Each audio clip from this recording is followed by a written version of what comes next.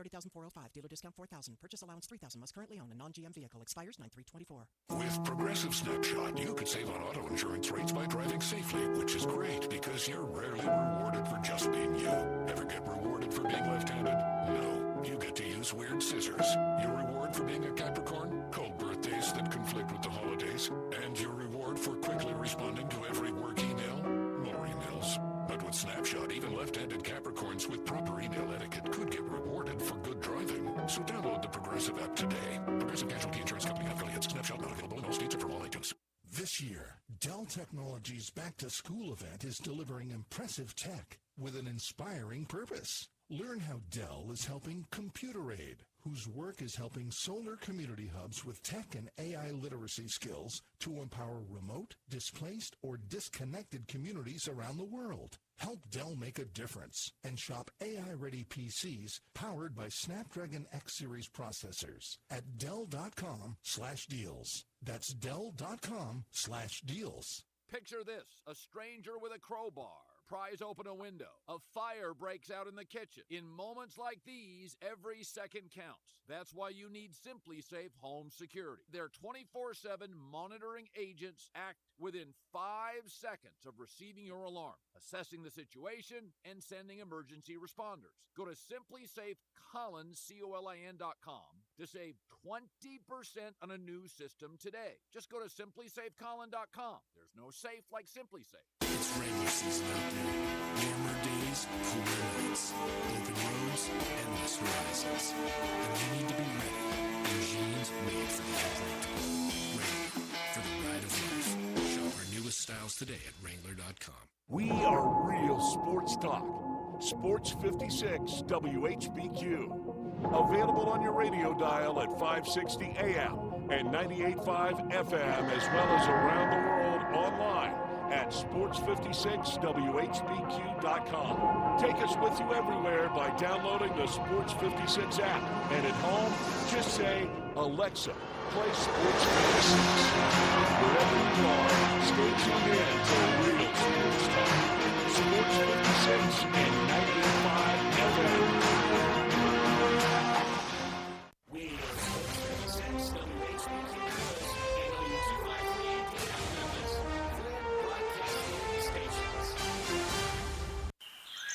It's time to get up and get your day started. Morant. Oh! A jawbreaker! It's Sports 56 Mornings with Greg Gaston and Eli Savoy on Sports 56 and 98.5 FM. The first hour of Sports 56 Mornings is brought to you by the Big Green Egg. Now, here are your hosts, Greg and Eli.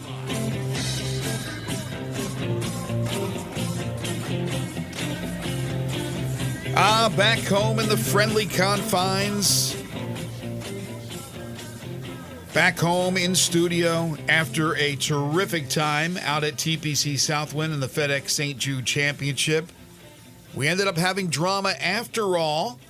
Hideki running away with the tournament, then all of a sudden he falls behind and then rallies to win. So what a finish at the FedEx St. Jude Championship. We're here to wrap that up today, talk about everything that's going on in the world of sports as we welcome you in on this Monday, August 19th, 2024. Greg Gaston, Eli Savoy, and Zach Boyd with you from the Family Leisure Studios. Family Leisure, where family and fun come together. The world's biggest spa sale continues at Family Leisure. Check out all the great deals and see all the great folks at Family Leisure, 2120 Whitten Road, just north of I-40. And the first hour of the program is brought to you each and every day by the Big Green Egg. 70 degrees currently at 7:01. It will get up to about 90 degrees today. Tonight, 67 for a low. Some clouds this evening, but mainly clear skies overnight. In fact, not a lot of rain in the forecast for the next week or 10 days, but of course that's always subject to change. Coming up on the program today, of course, we'll be talking plenty about the FedEx St. Jude Championship and Hideki Matsuyama's win. Joe Tomac is going to join us in about 25 minutes. He is the executive director of the FedEx St. Jude Championship. We'll talk about the week that was in Memphis. At 8:05, our good buddy John Taunty, national college sports reporter for 247 Sports and CBS Sports, and an author, and he has a new book that he teamed up with Armin Katayan, and we will discuss that with him when he joins us at 9:05, our Monday regular during the college football season, and that is, of course, Barrett Sallee. He will join us. We'll take your calls and texts on the Sissy's Log Cabin listener lines. That's 901-360-8255. You can call in or you can text in during open segments. We always love to hear from you. That's the lineup. We'll talk a little NFL preseason, some Major League Baseball, and other things happening in the world of sports. And it's game week in college football, week 0. Not a bunch of games, but Florida State, which of course will be on Memphis's schedule.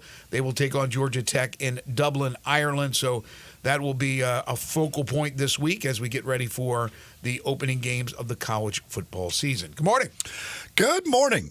What a Sunday it ended up being.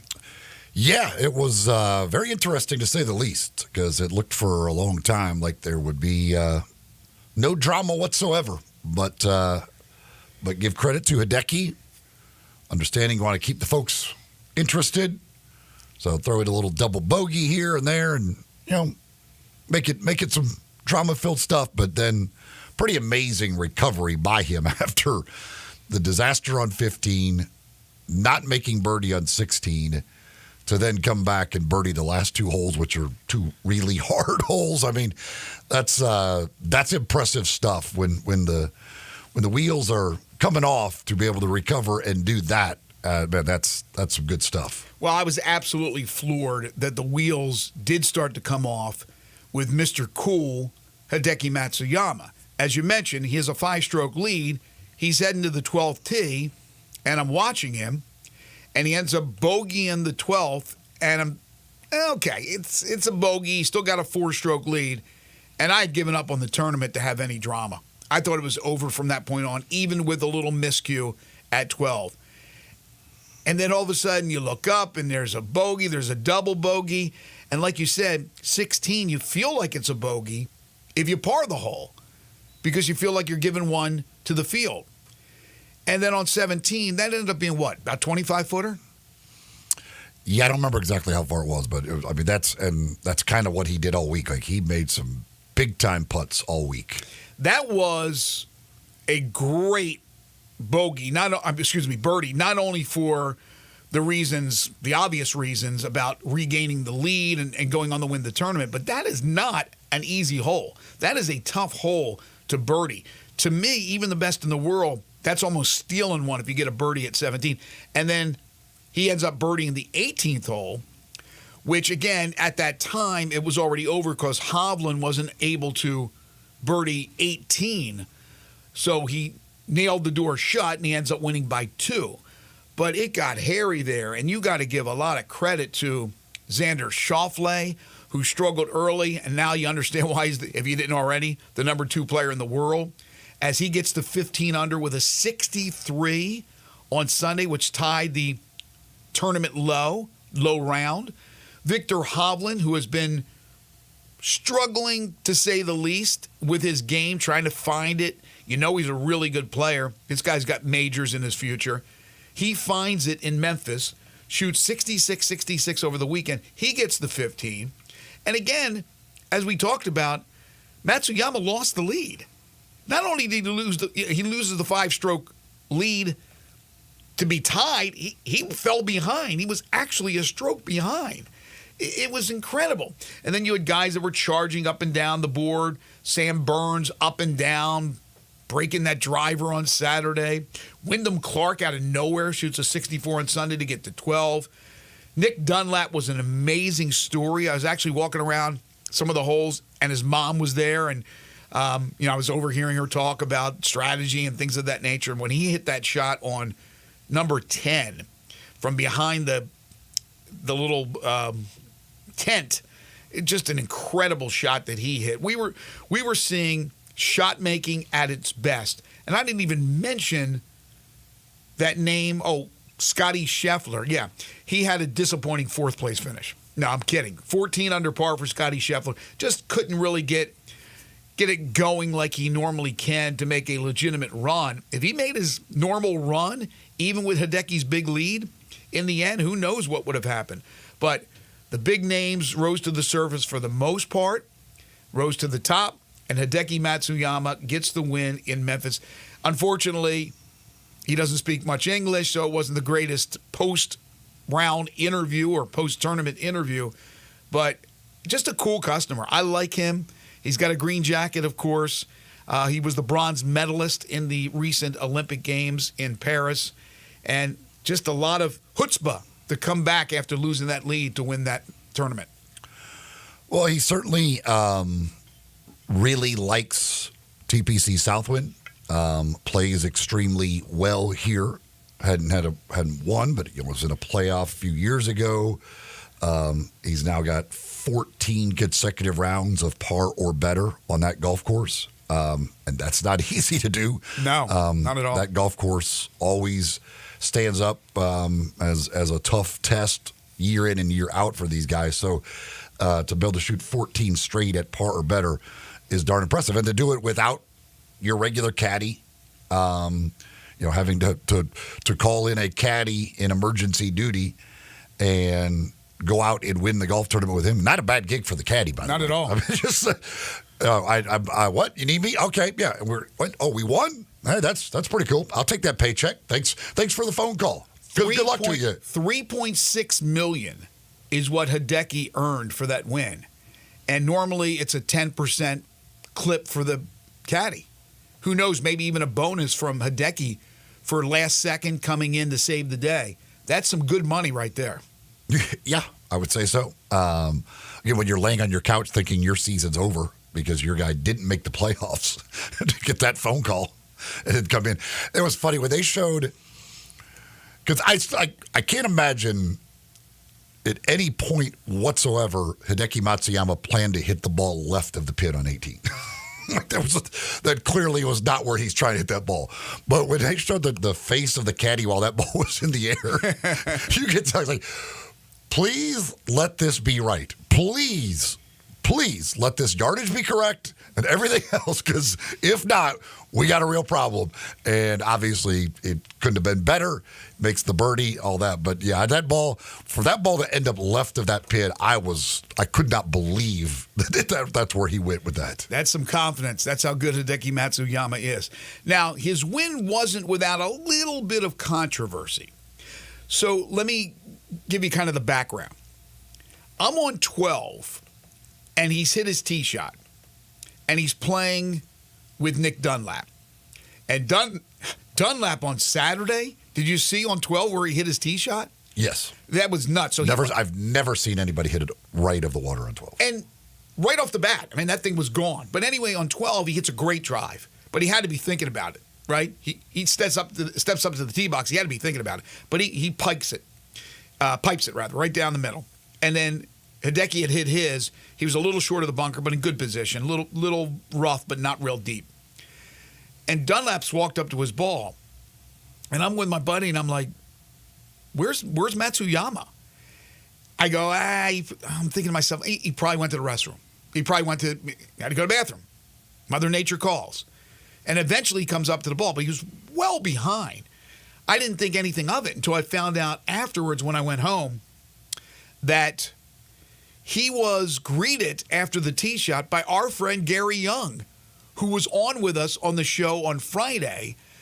He was the head of the rules. And so he was out there, and he met up with Hideki, and I'm like, again, this is after the fact, but I'm like, why? Well, back on the 7th hole, which, incidentally, I was there and saw this, Hideki hits one maybe about 6 inches right of where he needed to, an approach shot on 7 over the tree, onto the green, and he just missed his spot, and it rolled off. And I remember the divot there, and I remember him tapping the divot down. I didn't think anything of it. And so basically, the rule is if he's off the green, he can't fix that divot, because if it's in the line of his putt or his chip, then he's giving himself an advantage. And so they went back and they looked and they asked Hideki, and he got to go through the interpreter. And he said, no, it wasn't in my line. I wasn't even thinking about that. I was just thinking about replacing the divot and all that. Long story short, they end up agreeing that it did not give him any benefit of his line of sight on the putt, or I think it might have been a putt, might have been a chip. I don't even remember what it was. But ended up being no harm, no foul, and they moved on from there. But basically, Gary said that he wanted, and this was on the 7th hole that it happened, and it wasn't until the 12th hole that he talked to him. And he was asked by somebody from NBC or the Golf Channel that, why did you get him at that point? He goes, we finally got that information.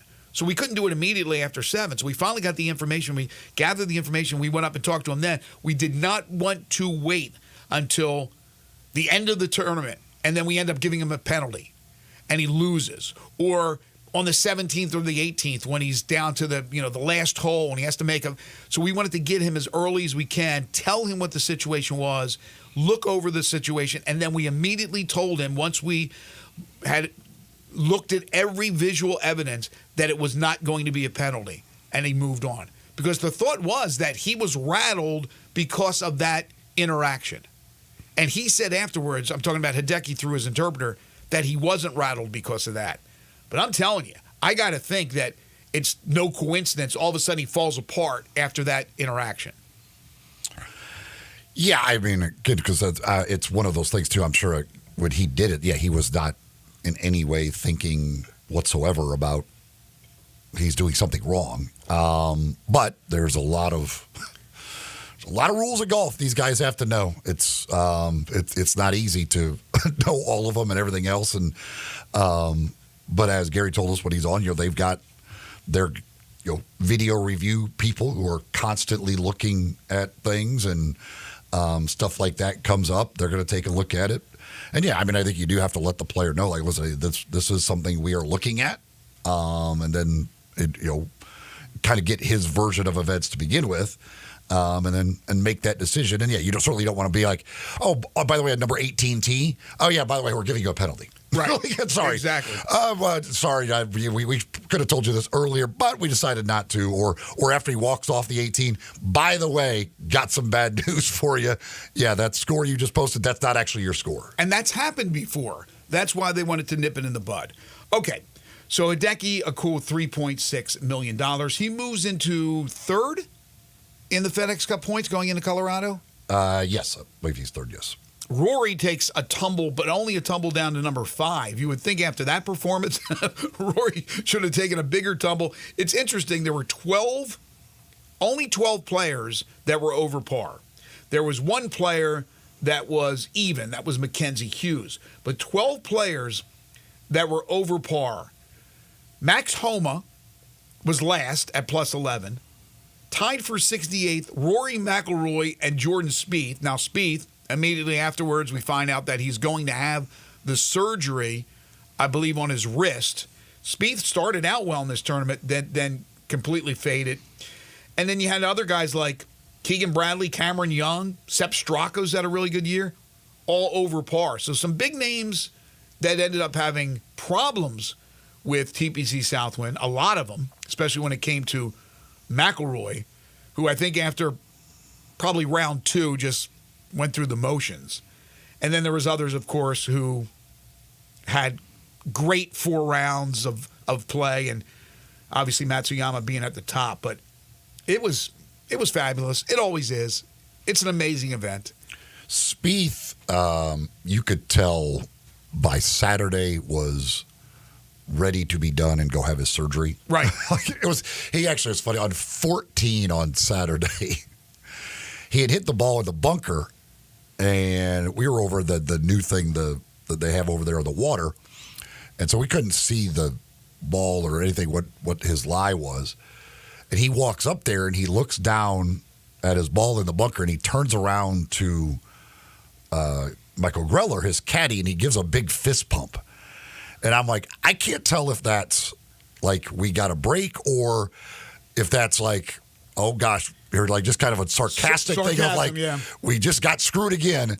And then, so he gets in the bunker and he's trying to play the shot backwards. So I was like, okay, that was a sarcastic, we've been screwed again. Because he tried to play it backwards, and when he hit it, he never got it out of the bunker. So it had to be absolutely buried down in that bunker. And you could, at that point, I was like, okay, he's done. He's ready for surgery. He knows he's not advancing. He is ready to get this thing over with, move along, and have his surgery and try and get ready for next year. But it was just the way he did it. I was like, I think that might have been a sarcastic fist bump, because that didn't really seem like a really excited fist bump. Yeah, he didn't expect to be playing Scotland in Memphis as you would play in the Open Championship. There are, of course, pot bunkers and things of that nature where you're going to have to hit backwards to eventually move forward. That's usually not the case here playing in this country, at least on that golf course. But, yeah, that's pretty wild. There was also the race for the top 50 to get to Colorado this week, which is the second playoff stop of the 3. Next week, the Tour Championship in the top 30. But getting into the top 50 was the goal for those that were right there on the line, the cut line. And Tom Kim is not going to Colorado. He ends up, his last 3 holes, 6-6-6. The old devil got him. And Tom Kim ends up 51st. He comes up short. Mackenzie Hughes, 52nd. Maverick McNeely, 53rd. They're not all going. And Justin Rose, who was off to a great start in this tournament, was really playing well, ends up 55th in the points. He does not make it. Keegan Bradley gets in at 50. Cam Davis somehow gets in at 49. I watched him implode with the double bogey on 18. He threw the ball in the water after he picked up the ball out of the hole.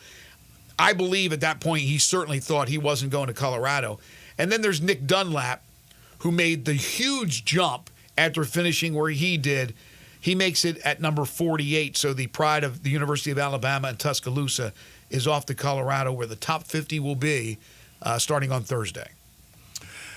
Yeah, it's poor Tom Kim. I had the disappointment of the Olympics because of what's on the line for him, trying to avoid military duty if he could win a medal. Comes up short there, and then turns around here, and to have that finish and end up 51st and not advancing, and that's a tough pill to swallow. No, that's brutal. It really is. But we're going to talk with Joe Tomek here in just a second. He's the executive director of the FedEx St. Jude Championship. But overall, we certainly had to deal with weather and the heat, but that's comes with the territory. I thought at times yesterday there was enough breeze that made it, I don't want to say comfortable, but bearable, certainly. I thought the crowds were very good. Though a little bit maybe sparse on Thursday, but that's also part of the, comes with the territory with the fact that people have to work. But just overall, once again, I think they hit it out of the ballpark. Yeah, listen, it's a great event. And while, yes, you deal with heat, at least, Saturday they changed the tee times and went to the threesomes up both tees just to be safe. They could have ended up doing it the other way, but they would much rather be safe than sorry if you would go with the normal tee times and suddenly the weather delays you by 2 hours. Then it just screws everything up for television and everything else. So they went on the safe side on Saturday to make sure they would have the good window for TV and everything would be wrapped up on time. But yeah, it's great. The golf course always stands up.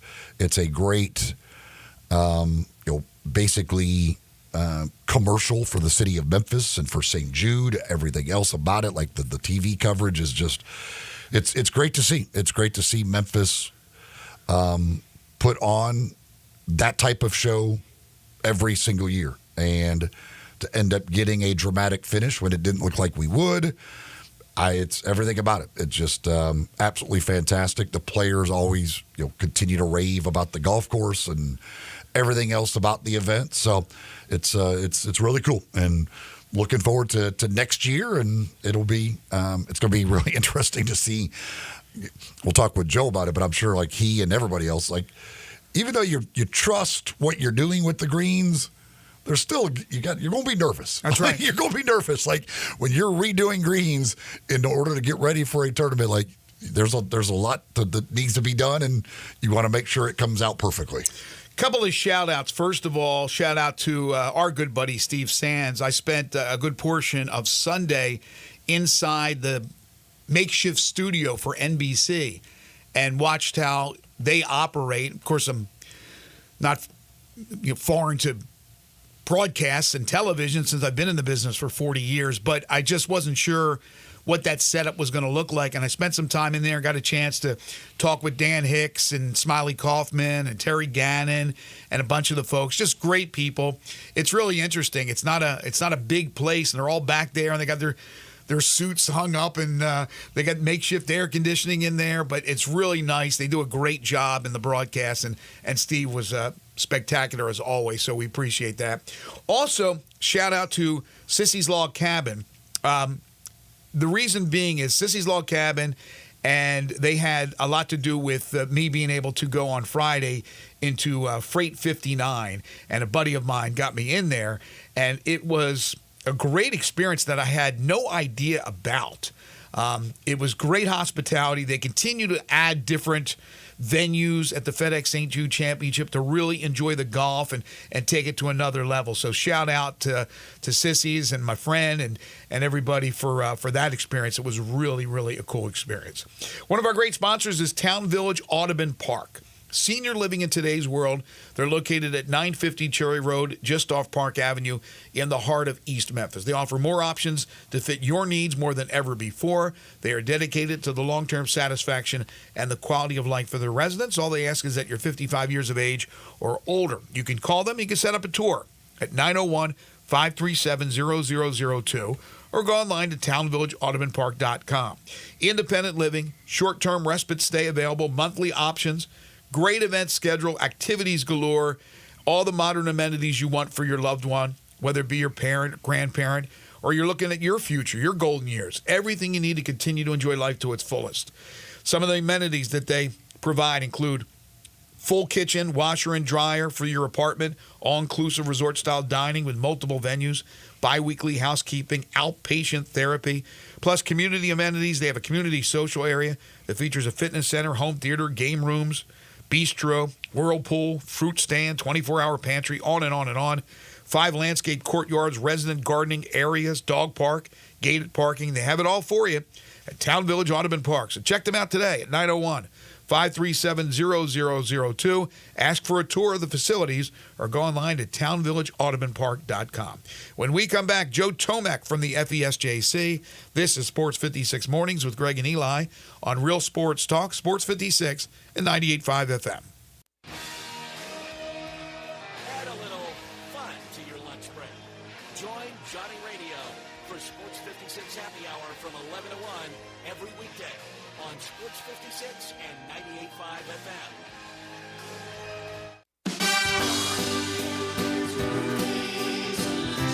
Chris Price here for Brian Elder Roofing. For nearly 2 decades, we've installed some of the best roof systems across the Mid-South. To the tens of thousands of clients we've served, we are honored. So many of you call our team at Brian Elder Roofing your roofers. Our team is dedicated to serving you and keeping your family safe, dry, and mold-free. The recent hailstorms have caused massive damage, and many of these will go unnoticed for years, even though the golf ball-sized hail we just experienced in the Mid-South compromises even the best-built roof system. Whether we find damage or not, your photos are securely stored for future reference. Call Brian Elder Roofing today for a total evaluation of your entire roof system free. We will not try to sell you a roof if all you need is a repair. Call me at 901-867-0303. That's 901-867-0303. Or visit us online at brianelderroofing.com.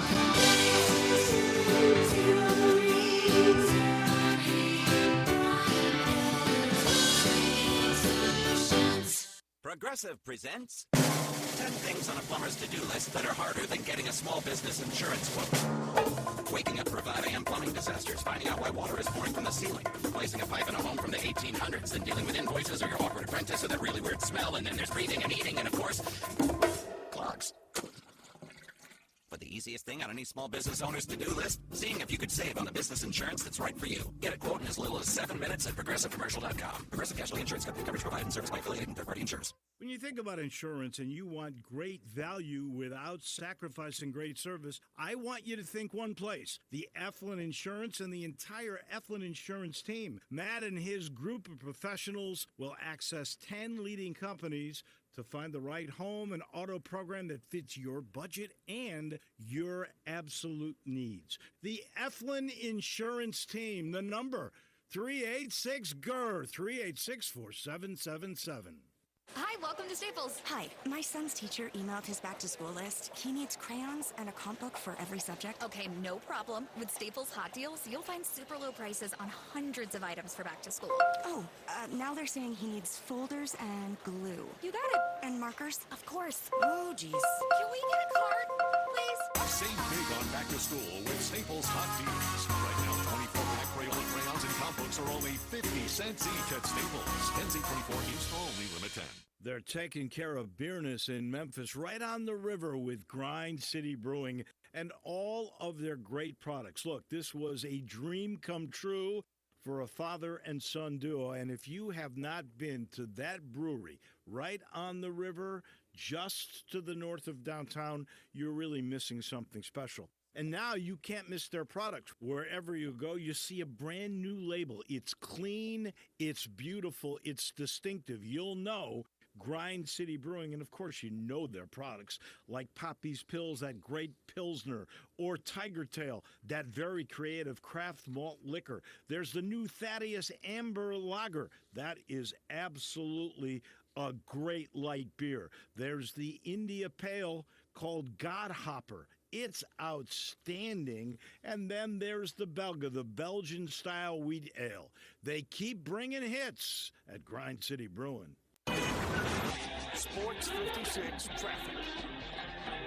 Good morning. We have seen a couple of accidents out here a little bit earlier. Actually, traffic's still moving right now on all the major inbound routes. It's trying to get a little bit more heavier in the last 15-20 minutes on 40 coming westbound at Germantown Parkway all the way to Sycamore View Road as that traffic increases coming off the interstate there onto Sam Cooper coming inbound. They continue to work over there in that area throughout the day, so watch it there at Sam Cooper right off the interstate. Havenly Showers is your curbless shower specialist. Transform your bathroom with a tub curbless shower conversion. HavenlyShowers.com. I'm Commander Chuck with your on-time traffic.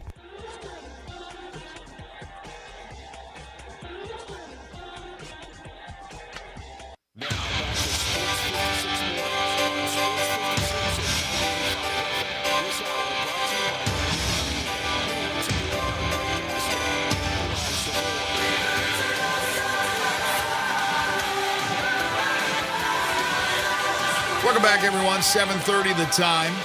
Hope you had a fantastic weekend. I'm sure a lot of you were out at the FedEx St. Jude Championship at TPC Southwind. Another successful tournament in the books. And the guy behind the madness, our good friend, the executive director of the FedEx St. Jude Championship, his name is Joe Tomek. He joins us now on Sports 56 Mornings. You can follow Joe on Twitter at Toey_Jomek. And Joe, people are probably wondering, why am I bothering this guy?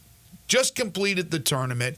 He probably partied last night and he wanted to sleep in. But no, you got a big event that's going on today over at Southwind. Yeah, man. No rest for the weary for us. We're up and at it again this morning. So tell everybody about that before we talk about the FedEx St. Jude Championship. You got an event that features Rob Akins, one of the great teaching pros in the entire country. And you got a bunch of professionals out there at Southwind. Yeah, Rob started this event probably 15 or so years ago. It uniquely benefits Le Bonheur Children's Hospital. They have such a unique and great partnership with St. Jude, so it all kind of made sense for us to partner with them. And Rob brings in some of the top teaching professionals in the country, some of his friends, longtime colleagues. These are men and women on the top 50 Golf Digest list. And so customers and our partners get a chance to go play around with a guru, if you will. And, really it's an instructional, hands-on outing. There's no scores, no trophy at the end. It's what your group wants to get out of it based on what you're looking for in your game. That's excellent. That's really, really cool. Kind of a playing lesson, which is cool from some of the best minds there is in the world of golf. That's really cool for those people. Well, another great tournament in the books. Ended up with some drama that we didn't know we would maybe get for most of the day yesterday. But from your perspective, I assume everything went extremely well once again. Yeah, it was really well run. Very few hiccups, or at least those that the general public saw, which is, a testament testament to my team. I have such an incredible team out here that helps put a year's worth of work into 1 week, and some of the best that do it, and that shows when the event runs as smooth as it did. I hope you guys had a great time out here as well, but it was a fun showing for our city, that's for sure. Well, it's one of my favorite, if not the favorite, sporting event on my list as far as like a single event, as opposed to like team and their seasons and things of that nature. But every year, it doesn't fail to just excite my friends, because most of my friends are golfers and they love the event. And weather-wise, it wasn't crazy bad. I know the golfers talked about the heat and everybody else. That's to be expected. It is what it is. We had a little bit of the deal where we had to start Saturday morning right with the threesomes going off both 1 and 10 for precautionary reasons. But for the most part, again, yesterday I thought there was a decent enough breeze that really paid dividends, in my opinion. So overall, I think weather-wise, how about as far as attendance-wise? Looked like another couple of days over the weekend that was really well attended. But do you even get the numbers, or how do you feel about what you saw over the weekend and really for the 4 rounds? Yeah, I felt really good, particularly considering the heat in the early days, Thursday, Friday, like you mentioned. For the crowd to still show up and then come out on the weekend, Saturday, Sunday. Again, a little bit cooler, but still struggling with some heat. It was awesome. It feels like it gets bigger and bigger each and every year. I think the word spreads not only around the city and getting more people out here, but also from outside of the city and coming to the tournament. The feedback we hear from those that travel in, have attended other events, is always so encouraging. Our volunteers, there's 1,600 of them out there. Yeah. Every single person I talk to compliments how friendly they are, how welcoming they are. And, that's such a good reflection of our city. One of the new things you had this year was the area there on 14 for folks to come on by, watch kind of from over the water. Cool little setup, and that's part of the effort to kind of get more people back to that part of the course. But I know I saw you down there on Saturday for you to check it out a little bit, and people seem to be having a good time. And I went down there Friday and Saturday just to check it out. But how did you think that went, and what were kind of the response you got from folks about that area? Yeah, the Bluff 14 was awesome. I think, honestly, I think it outperformed even my expectations. Those are the sort of things that are definitely a crawl, walk, run sort of thing. Mm-hmm. It's not something that you build and just expect everyone to all of a sudden go out there. But, the amount of foot traffic we saw in year one, the energy that you could definitely feel when you were out there. Like you said, Eli, I'm fortunate enough to see you out there one of the mornings. And, we had a great volunteer out there who was getting the party going. We had a bartender who was making sure people were rowdy at the appropriate times. FedEx, they were super well received. The rally towers were really cool to see waving around. And, good or bad, it was a bit of a turning point there with Hideki putting one in the water. So, we kind of had figured it is where we think this tournament really takes shape. So it was fun to see that kind of unfold, him come back to the field and really give us an exciting finish. Yeah, as you said with Hideki, and I had watched him bogey 12, and I said to myself, or actually to a few people, I actually said, if he puts one in the water on 14, maybe we get some type of interesting finish. And lo and behold, he puts one in the water on 14. I never expected him to lose a 5-stroke lead and actually fall behind by a stroke, because to me, he seems like he's just Mr. Cool. But maybe in the inside, he was getting a little tight, and we ended up having the drama that nobody thought we would have. So people who stuck around, obviously, they saw a tremendous finish and really a great comeback from Schauffele, who was seemingly out of it after the first round, and then all of a sudden he plays himself in. Victor Hovland finds his game at the right time. So you had that amazing finish. And Joe, we were talking about this in the first segment. Also, there was a little bit of controversy, but I'm not sure how many people realized it actually out there on the course. They probably found out later if they watched the highlights or the repeat broadcast, is that Gary Young, who was a guest of ours on Friday, went out, as you know, and spoke with Hideki Matsuyama after he teed it off on 12 about something that happened on 7, where they were wondering whether or not he had improved his line because of a divot that he had fixed, which could have been interesting if he was penalized.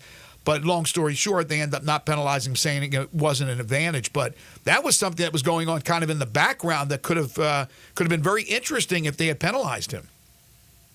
I'm not going to lie to you, Greg. That's the first time I even knew something was going on. Really? How closely I pay attention to the competition until the last few holes. But tons of implications. Wild for him to come back to the field like that, and like you said, actually lose the lead at one point. But to go 4 over through a 4-hole stretch and then turn around and birdie 17 and 18, two of the toughest finishing holes out on tour, really shows the nerves that the guy's got. He is an international superstar talent. We're really happy to have him as our champion, but also a little glad he helped us make it exciting. Well, that tells you just how hard Joe works, by the way, because he didn't even know that was going on. That says something about his hard work. Yeah, when he made the double on 15, I thought, I'm going to guess that Joe's probably not real disappointed in that double bogey at 15 right now. Made it. We talk so much about all the other things that go wrong, but again, one of the great things about this tournament every single year is the publicity that St. Jude gets, and from the television broadcaster to see the kids there on 18 it's just the way you guys do everything and tying them in and all the stuff that goes on. It's always great to see, and those kids, how excited they are and everything else. You guys do such a wonderful job, and to spread the message around the world of what St. Jude is doing. Yeah, well, I appreciate you saying that, because that's truly what it is. It's fundraising is just one piece of it, and it's no small piece. Last year, again, was $6.3 million that the hospital paid from the tournament. But to your point, that the millions of people around the world getting to watch the tournament, watch our city, and watch the mission that St. Jude is on is really special. To see the players, really get behind that awesome moment on 18 green with Micah, who's been our superstar all week long, having the plane dedicated to him on Wednesday. He's the honorary pin flag holder for the last group. They hand him the pin flag. I think it was Dunlap's caddy. And he just starts walking over to go put it in the hole while both golf balls are sitting there on the green. And to see both players laugh it out, such a high-pressure moment with a big smile on their faces, goes to show how this is just so much bigger than a golf tournament. Well said, Joe. Nothing hammers the point home more than when a player, unfortunately, struggles on 18 and the implications that may present, and then they turn around and they see that youngster, and all of a sudden they have a smile on their face, and it's a whole different perspective, that there's more important things than golf. And what this tournament does, and the beneficiary of it being FedEx St. Jude Children's Research Hospital, is absolutely amazing. I mean, it's just the tournament, and to have an exciting finish, and to have a little bit of drama is just icing on the cake. But everything else that this tournament's about is really what's more important, and that's about those kids. So well done as far as that's concerned. Also, I don't want to be remiss and miss out on saying hello to Mr. and Mrs. Tomek. They got to be listening, right? They are on their way back up to Cleveland. They were super excited to meet you. Mom and Dad, enjoy your drive home. Say hi to the dog Rudy. They kidnapped their pup for the next few weeks. Oh, just a pleasant family, and really appreciated them coming over and saying hello and all the kind words. Just really, really nice. Joe, let me ask you about moving forward with this event, because there's always things that you're looking to add, to improve upon. We talked about 14, just what a great addition. It seems like every year there's one or two things, and it always adds to the ambiance of this tournament. Couple of things that people have mentioned to me, and I don't mean this to be any kind of a negative thing. I'm just looking at the future. The thing they always say to me is, on the front 9, there's just not enough spectator areas to sit. And they would love to see, and of course I'm talking about like the free areas, right? There's a lot of times where it's sponsored and it's for FedEx employees or whatever the case may be. But on the front 9, there's just not that much out there as far as stands are concerned to sit. And crosswalks. They also don't understand why there isn't a few more crosswalks where you have to go all the way around, whether it be way around one and around the clubhouse. Again, I don't mean this to be negative. They're just looking at maybe things to enhance their enjoyment when they're out there at the tournament.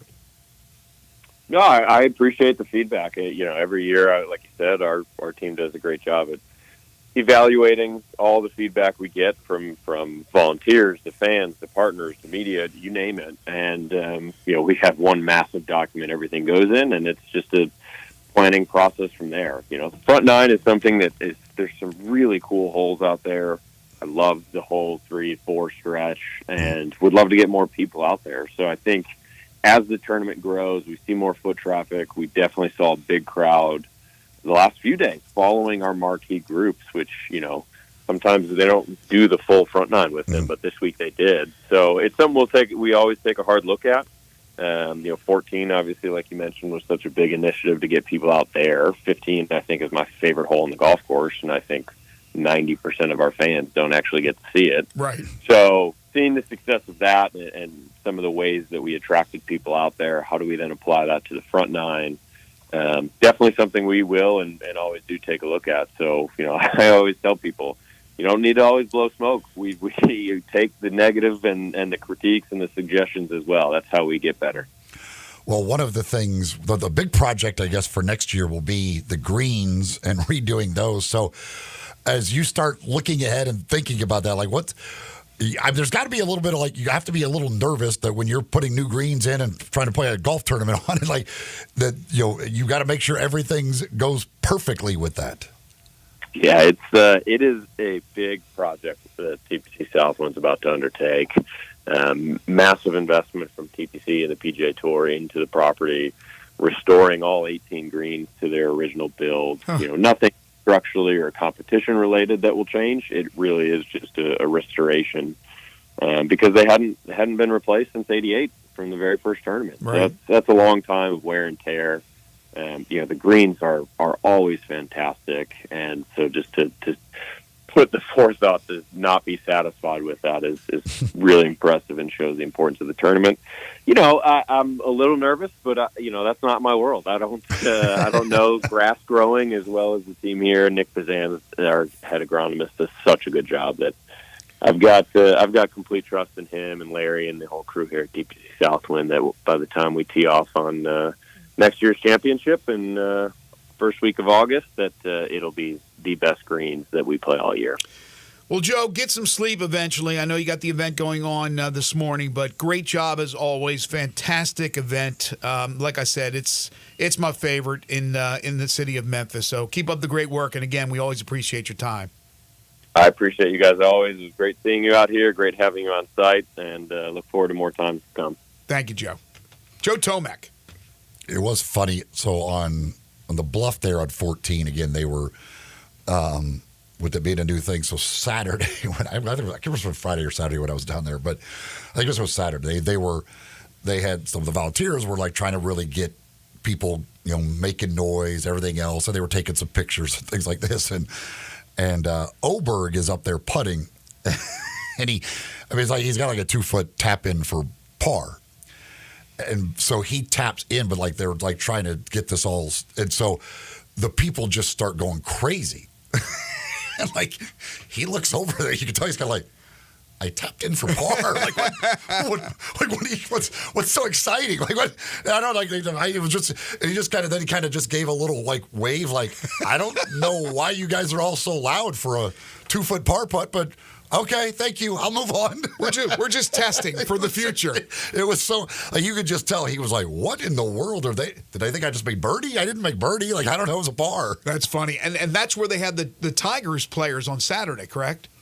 Yes, I believe they were down there. Said I was down there Saturday. They weren't there when I was down there, but they were down there, I think, later on in the day. But yeah, again, they were just giving stuff away on the daily. You just walked in.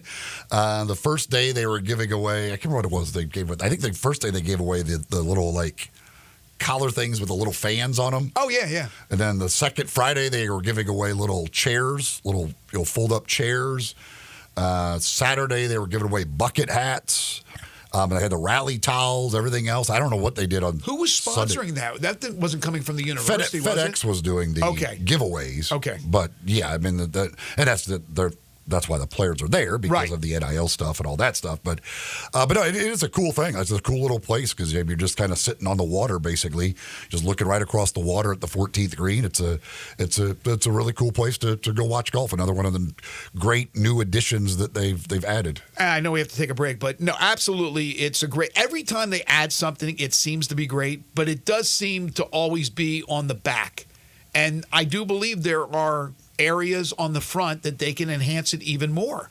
I don't think there's any question what my friend said to me that really comes into play.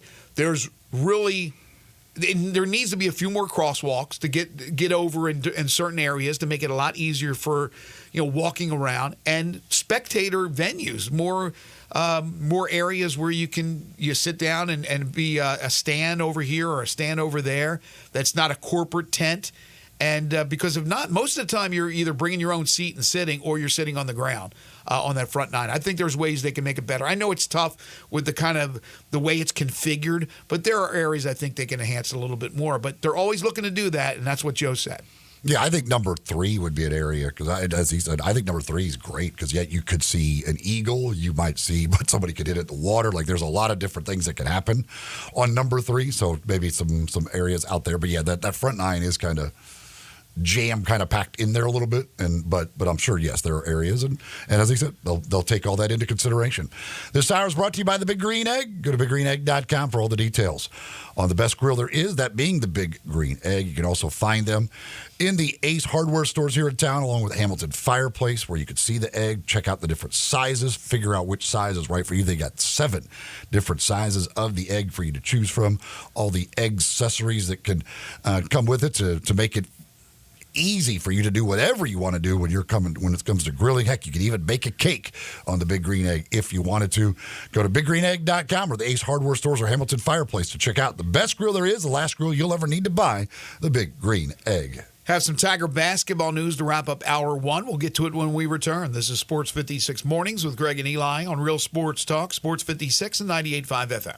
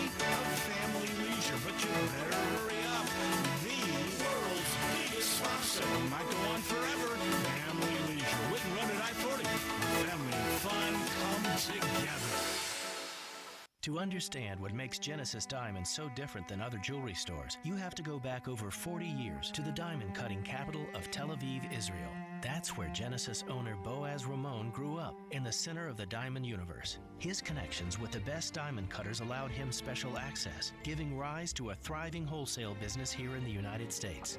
Then, after a few years, this wholesaler changed the game and started selling these precious diamonds direct to the public at the same prices he had sold to the jewelry stores.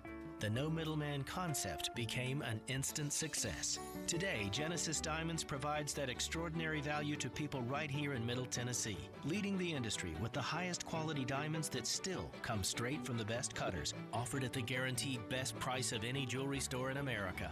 Genesis Diamonds, a truly revolutionary concept with a unique history rooted in quality, committed to excellence, and always focused on value. Genesis Diamonds, luxury green Rolexes, and popular Perkins Extended. Hi, this is Troy Fiveash, owner of Fiveash Roofing. In these uncertain economic times, there are so many things as a contractor and a business owner that I cannot control. the rising cost of materials, not to mention fuel and transportation costs. In the last 2 years, shingle prices have almost doubled, and commercial materials have doubled. And I don't have to tell you what fuel costs these days. But you know what I can control? How much markup I put on a project. I have always prided myself in knowing I never gouge a customer. But in an effort to ensure my crews have work and my customers are being treated fairly, I have lowered my profit margin, hoping to give you a price you can live with and keeping my crews busy. So if you need a roof or gutters, please give us a call. 5 Roofing, fair, honest, and ethical. 5 Roofing, a proud sponsor of Tiger Athletics and a member of the Tigers home team. 367-0050 or MemphisRoofer.com. 367-0050 or MemphisRoofer.com.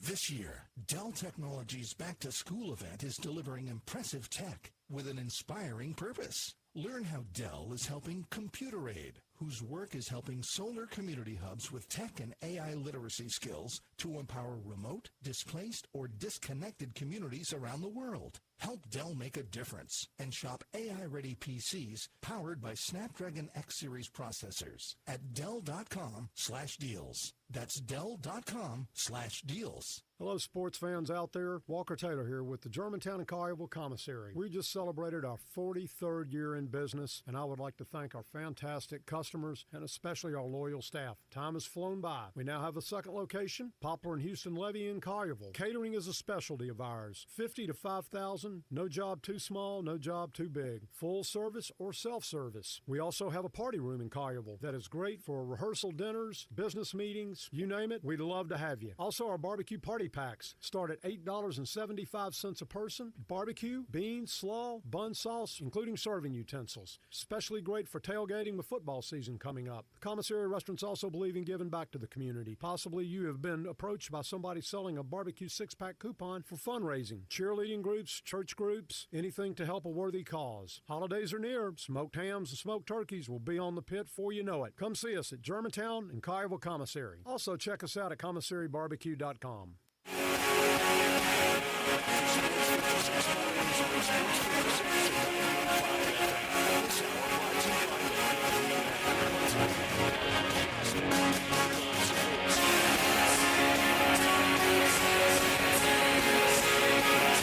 If you feel Hideki Matsuyama will go back-to-back and win in Colorado, plus 1,600. He's fifth on the board as far as the betting is concerned at BetMGM. Scotty Scheffler, as expected, is your favorite at plus 333. Xander Schauffele plus 550. Rory McIlroy plus 1,000. Colin Morikawa plus 1,400. Then Hideki Matsuyama at plus 1,600. According to Jason Munz from the Commercial Appeal, Memphis basketball coach Penny Hardaway has hired Todd Forcier as the program's next strength and conditioning coach, according to Jason's sources. And excuse me if I butchered the name, but I'm going to go with Forcier until I find out exactly how you pronounce it. Forcier will replace Darby Rich, who left the Tigers in June to take over at Texas. Forcier comes to Memphis after spending 13 seasons with the Portland Trail Blazers, most recently as the NBA franchise's head strength coach. His last season was with the Blazers in the 2022-23 season. He also worked for Kentucky from 07 to 10, Syracuse before that from 02 to 07, and he was with Dayton from 1998 to 2002 as the basketball strength and conditioning coach. So a veteran of the round ball game, a graduate of Washington State. It is, according to Jason Munz, Todd Forcier will take over for Darby Rich at the University of Memphis. Fun fact, a Todd Forcier, his brother, Chad Forcier, assistant coach for the Phoenix Suns. Oh, okay. I was wondering. I was thinking about that. I was wondering. They are brothers. They are brothers. Okay. So I got the name correct. Yeah. Pronounced it right. Yeah, I remember that Forcier. I don't know why it didn't come to mind when I was reading about this guy, but yeah, nice fun fact. Yeah.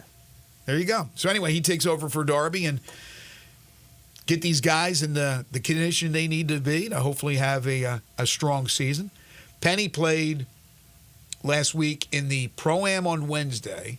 Then he played in the event on Thursday at Spring Creek Ranch. Over the weekend, Penny Hardaway was in New York City making an appearance at, I don't know if it was a card show or just a gathering of former athletes and maybe even some current athletes. It was a who's who. My son was in New York. He showed me a list of the people that were at this event. It was a 3-day event that they held in New York City, Friday, Saturday, and Sunday.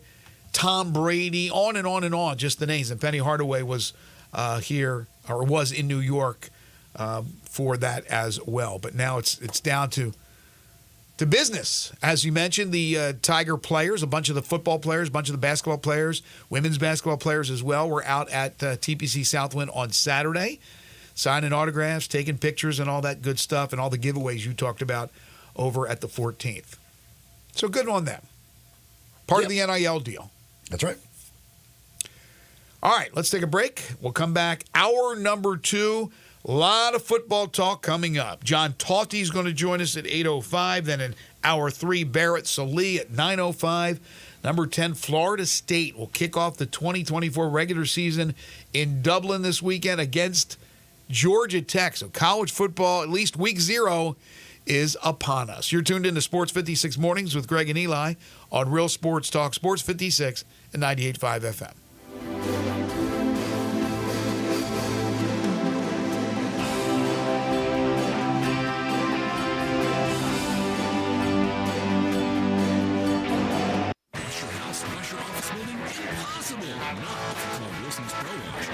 Fence, driveway, warehouse, store, hotel, even cars and trucks can all be squeaky clean and beautiful after pressure washing by Wilson's Pro Wash. Wilson's specializes in cleaning all hard surfaces, concrete, stone, brick, and mortar, even wood and vinyl siding. Then Wilson's can seal their surfaces so they stay looking brand new. Call Wilson's Pro Wash, 901-524-6799, or online at wilsonsprowash.com. Get in the zone, AutoZone. Welcome to AutoZone. What are you working on today? Brakes? We can save you 15% on that. We have OE quality Duralast brake pads and rotors in stock, ready for pickup or delivery. We also have calipers, brake fluid, tools, and anything else you'll need to do the job right. When you get Duralast pads and rotors together, you'll save 15%. It's just part of what makes us America's #1 brakes destination. Get in the zone, AutoZone. Are you ready to make this the summer event rock and Ronnie? Because the place to buy is Gossett Chrysler Dodge Jeep Ram Fiat on the Pike. I'm ready, Randy. Check this out. A 2024 Jeep Compass Sport, 4-wheel drive, 27090 or $398 a month. 2024 Jeep Compass Sport 4x4, 27090 or $398 a month. Or take your pick, a 2023 Dodge Challenger RT or a 2024 Ram 1500 Quad Cab Tracer, 2-wheel drive, $38,990 or $579 a month. Rock and Ronnie says drive past the rest and come to the NASDAQ. Gossett Chrysler Jeep Dodge Ram Fiat on the Pike. Or shop us anytime online at GossettMotorCars.net. If you want it, at 7.99, Ram and Challenger 5,000 down, Jeep 4,000 down, Challenger PH 574221, MSRP 52,315, Jeep RT 173869, MSRP 28,090, 0% for 36 months. Grand Cherokee and Wrangler price includes all rebates and incentives and excludes PF 695. All exclude tax, title, and license with approved credit. See dealer for complete details. As a mom, comforting my family is what I do best. Vicks Vapor Stick provides soothing, non-medicated Vicks Vapors in an easy-to-apply stick, and it dries fast, so there's no mess. I use it to comfort myself and my family. Thanks, Mom. Vicks Vapo Stick. Soothing comfort for the whole family. And when you need more comfort for yourself, try Vicks Vapo Shower Max for steamy Vicks Vapors. Use as directed. Vapo Stick for use ages 4 and up. Vapo Shower Max used for adults only. Guns, guns, and more guns. Over 700 firearms in stock. Home defense guns, old guns, new guns, used guns, big guns, little guns. Every gun you can think of, Classic Arms has them. All brands like Glock, Sig, Colt, Ruger, Smith & Wesson, Browning, Beretta, Benelli, Remington, Winchester, and more. Guaranteed lowest prices in town. Only gun importer in the Mid-South. Free gun inspections and appraisals and free bore sighting for the upcoming deer season. Shop online at ClassicArmsOfMemphis.com or visit Classic Arms at 1740 Germantown Parkway behind Quicky's Barbecue in Cordova. We are Sports 56, WHBQ Memphis, AW253DF Memphis, Flynn Broadcasting Stations. Sports 56 traffic. Good morning. Still see some flashing lights over here trying to wrap up an accident on Walnut Grove at Humphrey Boulevard. That's also near Farm Road. Traffic's on the increase even more on 51 southbound. As you come out of Millington, not bad right now, but it's trying to build over here on 40 westbound from, Germantown Parkway all the way up to Sycamore View Road. Havenly Showers is your curbless shower specialist. Transform your bathroom with a tub curbless shower conversion. Log on today, havenlyshowers.com. I'm Commander Chuck with your on-time traffic.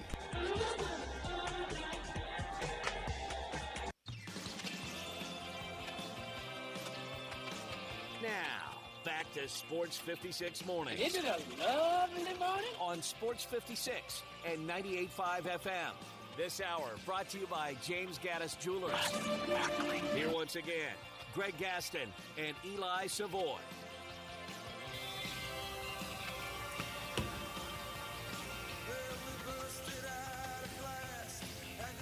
Welcome back, everyone. 8:02 the time. Hour 2 here on Sports 56 Mornings, the Monday, August 19th, 2024 edition, the post-FedEx St. Jude Championship edition of the program. Greg Gaston, Eli Savoy, Zach Boyd with you from the Family Leisure Studios. Family Leisure, where family and fun come together. Check them out at 2120 Whitten Road, just north of I-40. The world's biggest spa sale is going on. Currently 73 degrees. It will get up to about 89 today. Not as warm as it's been, but still quite warm with no rain in the forecast. 67 for a low tonight, partly cloudy skies. And then tomorrow we're looking at a high of only 86. Wednesday, the high is only 83 degrees. I say only, but compared to what it's been and what we're used to, that's not too shabby. Second hour of the program is brought to you by our friends at James Gaddis Jewelers. They are your family's jeweler, 4900 Poplar between Mendenhall and St. Nick. On the web at gaddisjewelers.com. They are your bridal, engagement, and anniversary jeweler headquarters. Every Monday and Friday, they bring you the Memphis Sports Fact. Did you know the University of Memphis women's soccer team, led by Brooks Monaghan in his 25th season, knocked off Missouri 2-0 in what Jonah Dillon from the Commercial Appeal aptly put the Laird Veach Bowl? 2-0 Memphis in the Battle of Tigers as they go to 2-0 on the season. If you missed it from late last week, Memphis was picked to win the American Conference as expected, but did not garner all the first-place votes. They got 9 of 11 first-place votes. They are 10th ranked in the country, and a big win for Memphis over Mizzou, 2-0. James Gaddis Jewelers. James is a master jeweler, certified appraiser, so if you need something appraised, bring it on in to James Gaddis Jewelers. He's a diamondologist, and he's graded by the Gemologist Institute of America. He has all the credentials you want in a jeweler. James Gaddis Jewelers, 4900 Poplar between Mendenhall and St. Nick, on the web at gaddisjewelers.com. All right, it is time to talk some football. We have been talking football, Eli, but now we actually get to talk about the season, which is here this weekend. Not a big schedule. It's week 0. I understand that. But Florida State, Georgia Tech in Dublin, and then week 1, of course, the following weekend. So we are excited about that. We always are excited to talk to our good buddy John Tauti. He's the national college sports reporter for 247 Sports and CBS Sports. He is also an author, as you know, and his latest entry, where he has done a book with Armin Katayan, and it is called The Price, What It Takes to Win in College Football's Era of Chaos. And it is an era of chaos. John Tauti now joins us. You can follow him on Twitter at JTauti. John, how are you? Great. Appreciate you guys having me on again. It's great to have you on. Is this number 2 or number 3 for you as far as books are concerned? Number 2. Number 2. You got another one already planned in the back of your head? I'm sure you do. I've got some ideas, but this one was pretty challenging. So I'm looking forward to this one coming out, hopefully being very successful, and enjoying what should be a great football season, and then maybe figure something out after this upcoming football season. But for right now, just trying to enjoy this one, not look too far into the future. Well, I love, first of all, the title of it, because it is a chaotic world we live in now when it comes to college sports, but in particular college football. Give us all the particulars, first of all, of when it will be available so folks can pick them up, and then start to tell us a little bit about it. We'll get into the specifics, but just in general terms of what this this book is all about, which you've joined forces with Armin Katayan. Yeah, it comes out next Tuesday, so August 27th. You can buy it everywhere that you buy books, Amazon, Books A Million, Barnes & Noble, your local bookstore. They should all have it. You can pre-order it right now on Amazon, and it'll be at your home on August 27th. And essentially what it is just looking at, the massive change of the last couple of years and the toll that's taken on the people involved. So we tried to focus on interesting people and programs at every level of college football and how they were handling, NIL and the transfer portal and realignment and other major changes that we've seen take forth in college football. So, it's everyone from Nick Saban and Jim Harbaugh to a 5-star quarterback to the head of the NCAA enforcement and how that person's trying to handle all of the NIL-related issues that have popped up. And so it's really kind of a deep inside look at what college football has been like for the last, year and a half, 2 years for these really important people. And, you mentioned the title, which I think is really important. It's not only the chaos, but it's the price. And that's something that we came back to over and over again. It's somewhat of a play on all the money that's flooded into the sport, but it's also the price that all these people are having to pay to try to be the best, whether it comes to the time and effort versus also, maybe loosening of morals, especially when NIL first started and, what it took to try to build a good team. It's put a lot of people to the test over the last couple of years. When you start doing this and you're talking to all of these various people and do you learn a lot, or were a lot of it kind of confirming things that you thought already? I think it's a combination of two. I mean, I think that it helps that my day job is covering college football. So, I'm already familiar with some of these characters and, I'm already, again, pretty in the mix. But I will say there's a lot that I learned, throughout the process. And, some of the stuff it's always helpful just to get different perspectives. And so, I'll give a good example.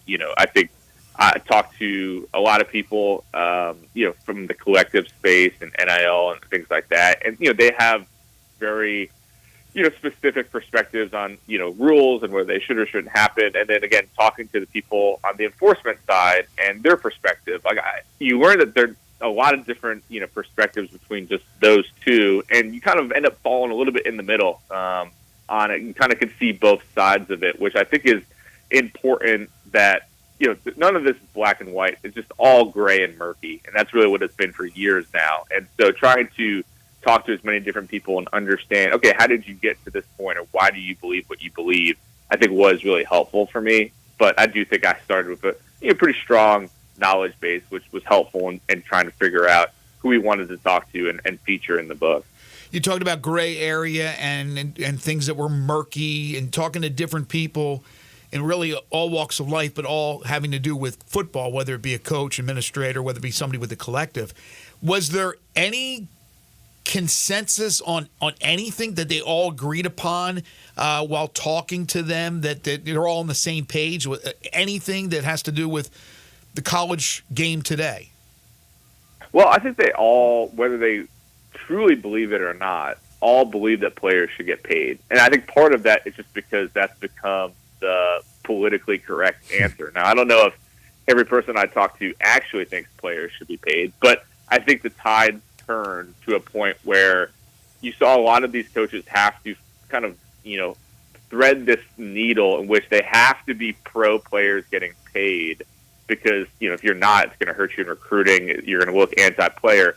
But on the flip side, wanting more control over the situation, wanting, whether it be contracts, salary cap, different things, wanting some sort of semblance of control, because, for the last 2 years or so, it's been pretty much complete uncontrol, and it's been free agency and all these different things happening. So I think that's been one of it, but there's not a lot of consensus. And I think, I try to talk to as many smart people as I could, and Armin Katayan, who's been, a great journalist for a really long time, had great connections and talked to as many smart people as he could too. And a lot of times you just get back, we don't really know the answer yet. We don't know the solution yet. We don't know exactly where it's headed yet. And you just try to, sift through that as best as possible to come up with, some possible solutions. And, the last chapter of our book is called The New Model, and it's kind of talking to some of the smartest people that we thought we could talk to and just laying out their theories, their informed analysis of where this is headed and what some of the fixes could be to get the sport into a better place. You mentioned one of the people in here that you kind of focus on is Nick Saban. What did you kind of find out about him and why? What was it? Just this current thing that he didn't like, or whatever that led him to get out?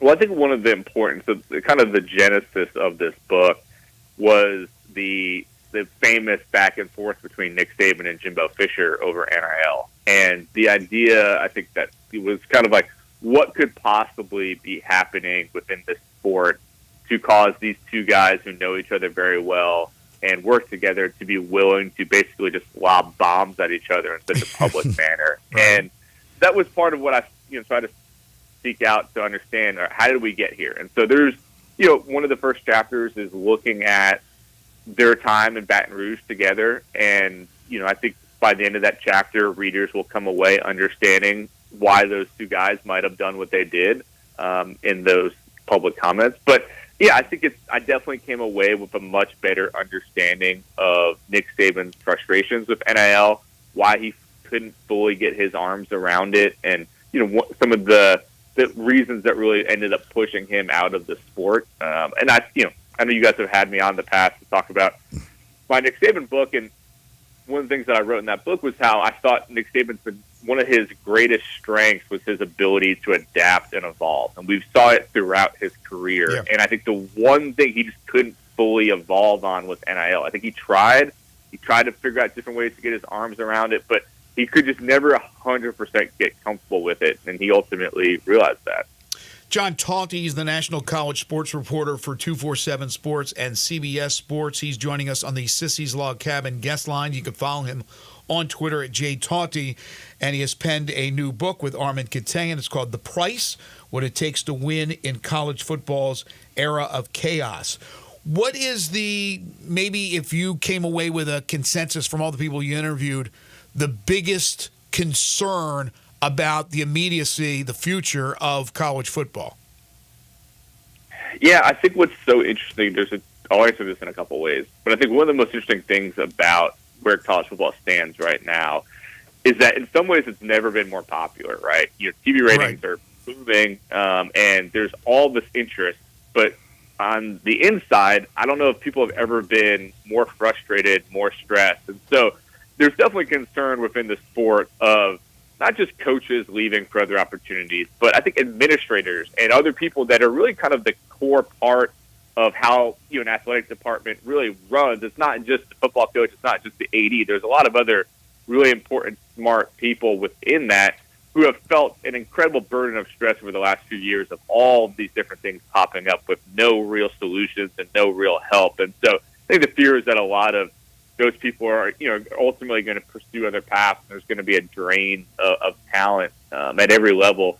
And I think the other fear from people that we talked to, and one of them was Roy Kramer, the longtime former SEC commissioner, who's still in his 90s now, who's still incredibly sharp, former football coach. And I think people like him and others, you worry about losing kind of the soul of college football, right? I mean, it's different than the NFL. It's not as good of a product as the NFL, but it's more fun in many ways. It's the traditions. It's, walking through the Grove, drinking bourbon and seeing chandeliers. And it's all these different things that are almost outside of the game itself that you just worry you're going to lose some of those as we move to more and more of a professionalized model. And, Greg, you and I have talked on the show plenty in the past about, our alma mater, Maryland, and, there was a toll that was paid by leaving ACC and all the traditions and rivalries to go to the Big Ten. And we've seen tremendous change just since then, the Pac-12 imploding being most prominent. And so when you lose those things, I do think it can have an impact down the line. I think the fear is that as great as things are right now on the field, I think you worry that you lose some of that fan passion and those traditions that make college football different than the NFL. One of the people, I guess, that you profile in the book is a prominent Memphian in Jimmy Sexton. How much power does Jimmy wield in the world of college football? I would argue he's the most powerful person in college sports. And one of the arguments that we make in this book is that I actually think he's played a big role, whether he intended to or not, in the sport being in the current place that it's in. I think that he has been so good at his job, and he has driven coaching salaries so high that it turned the public perception in terms of paying players. I think that you look back 20 or so years ago when Nick Saban and Steve Spurrier and some of these other coaches got $1 million contracts, and it was controversial at the time. But, it was $1 million, and that was a lot of money. But now we're seeing guys who, frankly, aren't even that good making $8 million, $9 million. There's multiple guys making more than $10 million a year. And Jimmy Sexton's the reason for that. And I think that played a big role in fans being like, wait a second, this coach is making $10 million a year and the players aren't making anything. And I think it helped change the tide. But, yeah, I think, and we write about it in the book, the Alabama coaching search that played out is a great example of Jimmy Sexton's power, where he controlled all the cards. And there's just, I just love the idea of him being in the football facility building the day after Nick Saban retires. And in theory, it's to visit Nick, but it's also, there are more than a few people who texted me like, yeah, Jimmy's the one really running that search. And that's just kind of the power that he has throughout college sports. And I'll tell you one thing, too. People are very afraid of the guy. Nobody really, he's like, I had a line in the book. I can't remember if I ended up making it or not, but like, he's basically the reason the line, like, was granted anonymity for fear of retribution was invented, because people are so afraid to speak out of turn about the guy because they know they have to deal with him no matter what. Yeah. I'm not afraid of Jimmy. I just can't get him on the phone line every time I text or call. I just can't get – I get his receptionist, who's fantastic, but I can never get Jimmy. He is powerful, no question about it. John Tauti is joining us. The book, The Price, What It Takes to Win in College Football's Era of Chaos. You mentioned, and obviously I haven't had a chance to get the book and read the book yet, but the last chapter where you talk to people about kind of looking forward. I mean, right now, as you're writing the book, and probably as the book was finished, there's the whole revenue sharing that's coming up. And there's so many changes still to come in college football. In the interviews you did for that last chapter, what was, without giving away a lot of stuff, what was one where it was just a glowing picture of the future, and then maybe one where it was kind of like a doomsday thing, a breakaway of the top two power conferences or something in that ilk? Yeah, it's funny. I mean, we've been working on this book for a couple of years now, and books take a while to get published. There's just a whole long process, and this was one where we were always worried about what was going to happen in between when we had to turn it in and it being published. And truly, like, one of the last things that happened that we were able to sneak in there was the House settlement initially being approved. It was the last day that we could even make a change. Wow! So we were able to sneak it in, but it was a nervous time. But I'll give you a couple examples. Like, one of them that personally just fascinated me just because of all the criticism he's got. But, I had a chance to talk to Mark Emmert for a long time, and I was like, all right, how do you fix it? What's your plan? And he's all about doing a relegation system like English soccer, which, again, he's not the only one who's put out that idea. And, after I talked to him, some other people have tried to throw that idea out there. But to me, it was just wild. The guy who's been criticized so much for being stuck in the mud and not evolving, Mark Emmert here pitching me like, how great would it be if Ole Miss and Mississippi State playing an Egg Bowl and the loser is getting relegated? Like, how amazing would that TV be? I'm like, yeah, it would be amazing, but like, I can't believe it's coming out of your mouth. So there were some of those kind of, moments that were pretty amusing. But, I think there are certain people, like we talked to, people around Charlie Baker and Charlie Baker's team, and, I think they have an optimistic view. And I think most people think that in the next 3 to 5 years, it'll come to a place of rest, and there'll be some guardrails and guidelines and things. It'll start to kind of figure itself out. But there's no question that right now the period we're in has been the wildest. I talked to people who've been doing this for 50, 60 years, and they all say this is the wildest period they've seen. So I think what's going to be really interesting about this book is not only are people going to get a great, taste of what it's been like, but one of my favorite things is going back and reading books, years down the line and seeing kind of, like what was really happening back then. I think a decade from now, people will wonder, what was it like when we were making boosters pay the players because the school couldn't pay them? This is the book that's going to show people what that era was really like. As we get ready for this season to kick off, How many SEC teams do you believe make the playoff? I feel like the feeling is usually 3 to 4. When you talk to people, I think it's like SEC and Big Ten are going to be heavy. I think there's some really interesting teams, especially at the top of the SEC. You've got Texas, Georgia, of course, are obvious ones. Ole Miss is all in this year. Everybody knows that they've built a roster that should make a playoff run. They're expecting to make a playoff run. You've got Alabama with a new coach with a lot of talent, but some question marks. And you've got some other schools, LSU, Oklahoma, that I think could be really interesting. So, somebody's going to have to get left out. It's funny. I think right now every fan base is kind of talking themselves into, we could probably sneak in at 9-3, but not every team can sneak in at 9-3. Maybe one team can sneak in at 9-3. So some of these good teams are going to get knocked out. Same thing with the Big Ten. There's probably 4 or 5, maybe even 6 that you could talk yourself into making it, and obviously all of them can't. So I'm fascinated to see how that plays out. And I think it's another thing that's going to be fun about this season is, we're going to get to see some hopefully more competitive playoff games because there haven't been too many, especially in the semifinal level. John, final thing for you for the future, and as you said, maybe 3 to 5 years, everything will be calm. Everything will be normalized, if it can be, in some regards with NIL, where we have rules and regulations. But what about in the immediate next few years? Is there going to be any more movement around the country? I think there has to be. Certainly you're seeing some being very vocal, Florida State and Clemson being the top 2 about making moves. I think we're kind of in I don't want to say a holding pattern, but I think that there's some big properties that could be on the move, and those are potentially the next set of dominoes to fall. Again, we saw the Pac-12 implode pretty fast. It felt like it was kind of a slow burn, and then all of a sudden it blew up in about 2 days. And that's a fear, I think, for everybody. If you're not the SEC or the Big Ten, you're always fearing for your survival just because of the potential, you lose 1, then it's 3, then it's 5, and then all of a sudden you don't really have much left. So I think the ACC is the one that everybody has their eyes on. I think, for the state of the sport, it might not be a bad thing for, it to hold on and not have further turmoil and upheaval, but they're one of the growing issues, and we write about it a lot in the book. It's money. That's really what it comes down to. It's the SEC and the Big Ten are making a lot of it, the ACC less so, and that upsets people. And if that number doesn't change, or if the ACC can't come up with even more alternative measures or strategies to get Florida State more money, that's just going to be looming over that conference. And, that will be the next potential big kind of carousel realignment, and we'll see who else gets pulled into it. John wrote an incredible book about Nick Saban. I guarantee you this thing is going to be fantastic, combining forces with Armin Katayan.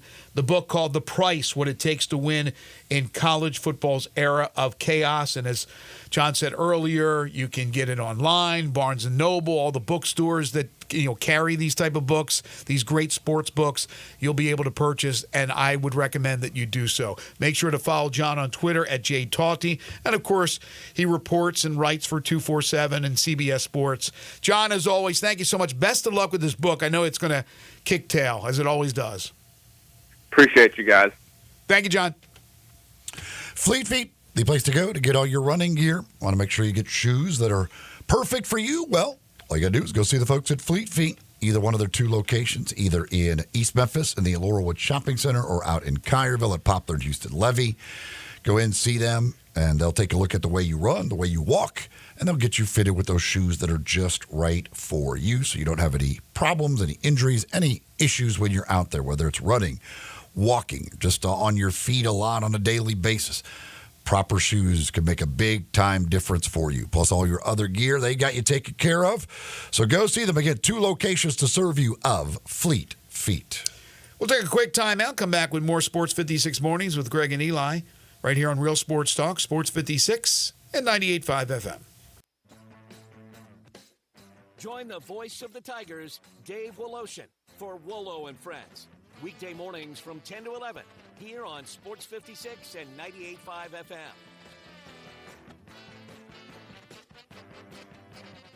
Looking for sports in all the wrong places? Try the Owner's Box Sports Bar and Grill in Lakeland Town Square. Fun, friendly, exciting, and comfortable with wall-to-wall TVs for all your favorite games, 24 taps for all your favorite beers, including NA and local craft beers, and an in-front-of-the-wall full bar for all your other favorite beverages, including a full wine list. And in an upscale menu, patio seating, daily specials, and events, and you found all your sports in the one right place. The Owner's Box Sports Bar and Grill in Lakeland Town Square, Highway 70. All right, when it comes to getting life insurance for your family, a lot of excuses can get in the way. But ask yourself this: if something were to happen to me, who would pay the mortgage, the kids' education, and the other bills? Then forget the excuses and check out Ethos Life, the online, easy way to get life insurance in 10 minutes. Ethos has rates that you can afford, like a $500,000 policy for a 40-year-old male starting at $1 a day or $30 a month, with a few health questions and no medical exam. Get your free quote right now at checkethos.com. That's checkethos.com. Not available in all states. Rates do vary. Case IH is a proud supporter of the Mississippi Farm Bureau. And thanks to a membership benefits partnership, Mississippi Farm Bureau members receive a discount of up to $500 on every qualifying Case IH tractor and piece of equipment you purchase. This discount may be used with other promotions, rebates, or offers. So join Mid-South Ag Equipment and the Mississippi Farm Bureau and pocket up to $500 in savings. Call Mid-South Ag at 662-890-3141 to get your discount today. With Progressive Snapshot, you could save on auto insurance rates by driving safely, which is great because you're rarely rewarded for just being you. Ever get rewarded for being left-handed? No. You get to use weird scissors. Your reward for being a Capricorn? Cold birthdays that conflict with the holidays. And your reward for quickly responding to every work email? More emails.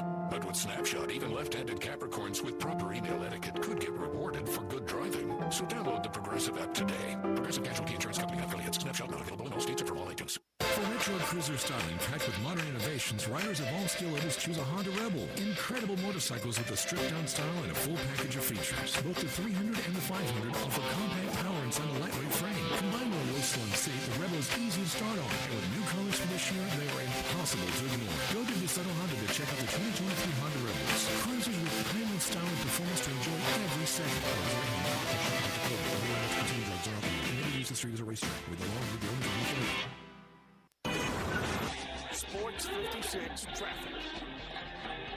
Good morning. Trying to mop up this wreck in the Midtown area. It's 40 westbound, just up from Chelsea. It's got traffic still a little bit slow as you come off that 101 connector there on 40 west at Watkins. They had that oversized load over to the side that was creating some rubbernecking there a few minutes ago on 55 northbound at 3rd. Weimer's Jewelry right here in Memphis specializes in bridal ring purchases. They have since 1984. Go by and see them this week at Weimer's Jewelry. I'm Commander Chuck with your on-time traffic.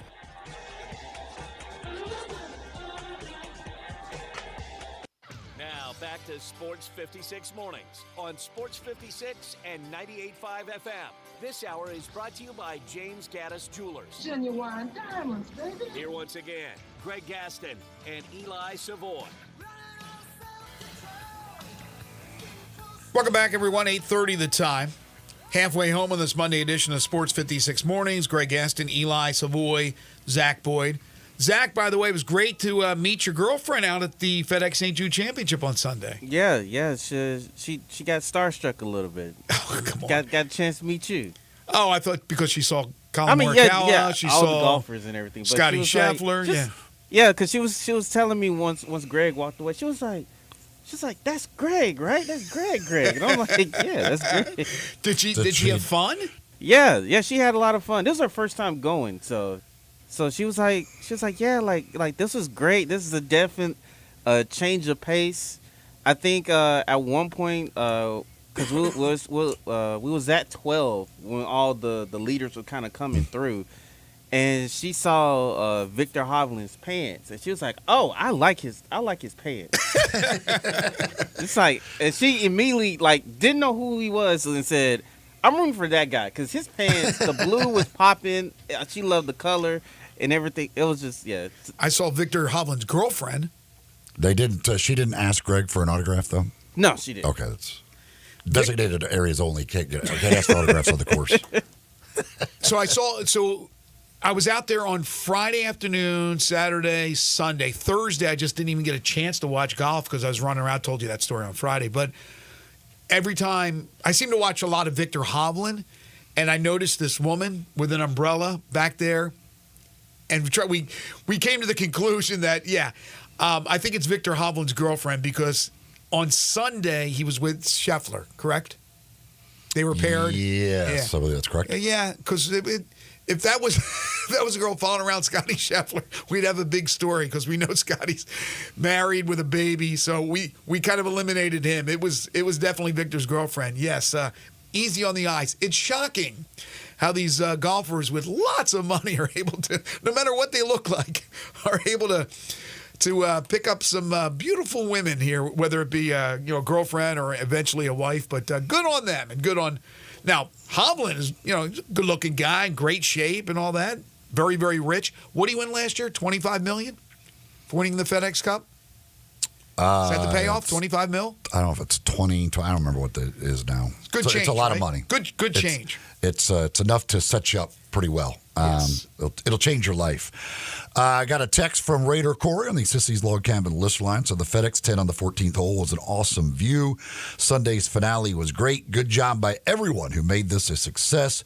Great vibe for the city. Yeah, well said. Yeah, I get it. I mean, just the television coverage alone, and for what the city and St. Jude, everything else is just it's awesome to see, and awesome to see the big crowds out there and everything else. And there's a lot of people that come in from. I was talking to some.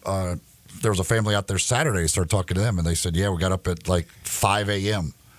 And we're going, "Oh, they live like middle of Arkansas," and drove over Saturday to brought the kids over, and we're out there having a good time. And yeah, I mean, there's a lot of folks from outside of Memphis that come in. I mean, just tourist dollars that are spent that week. It's big. Well, I certainly want to thank everybody who came over, said hello to us during our broadcast. There was, we had great guests all day long, Wednesday, Thursday, Friday. That was really fun.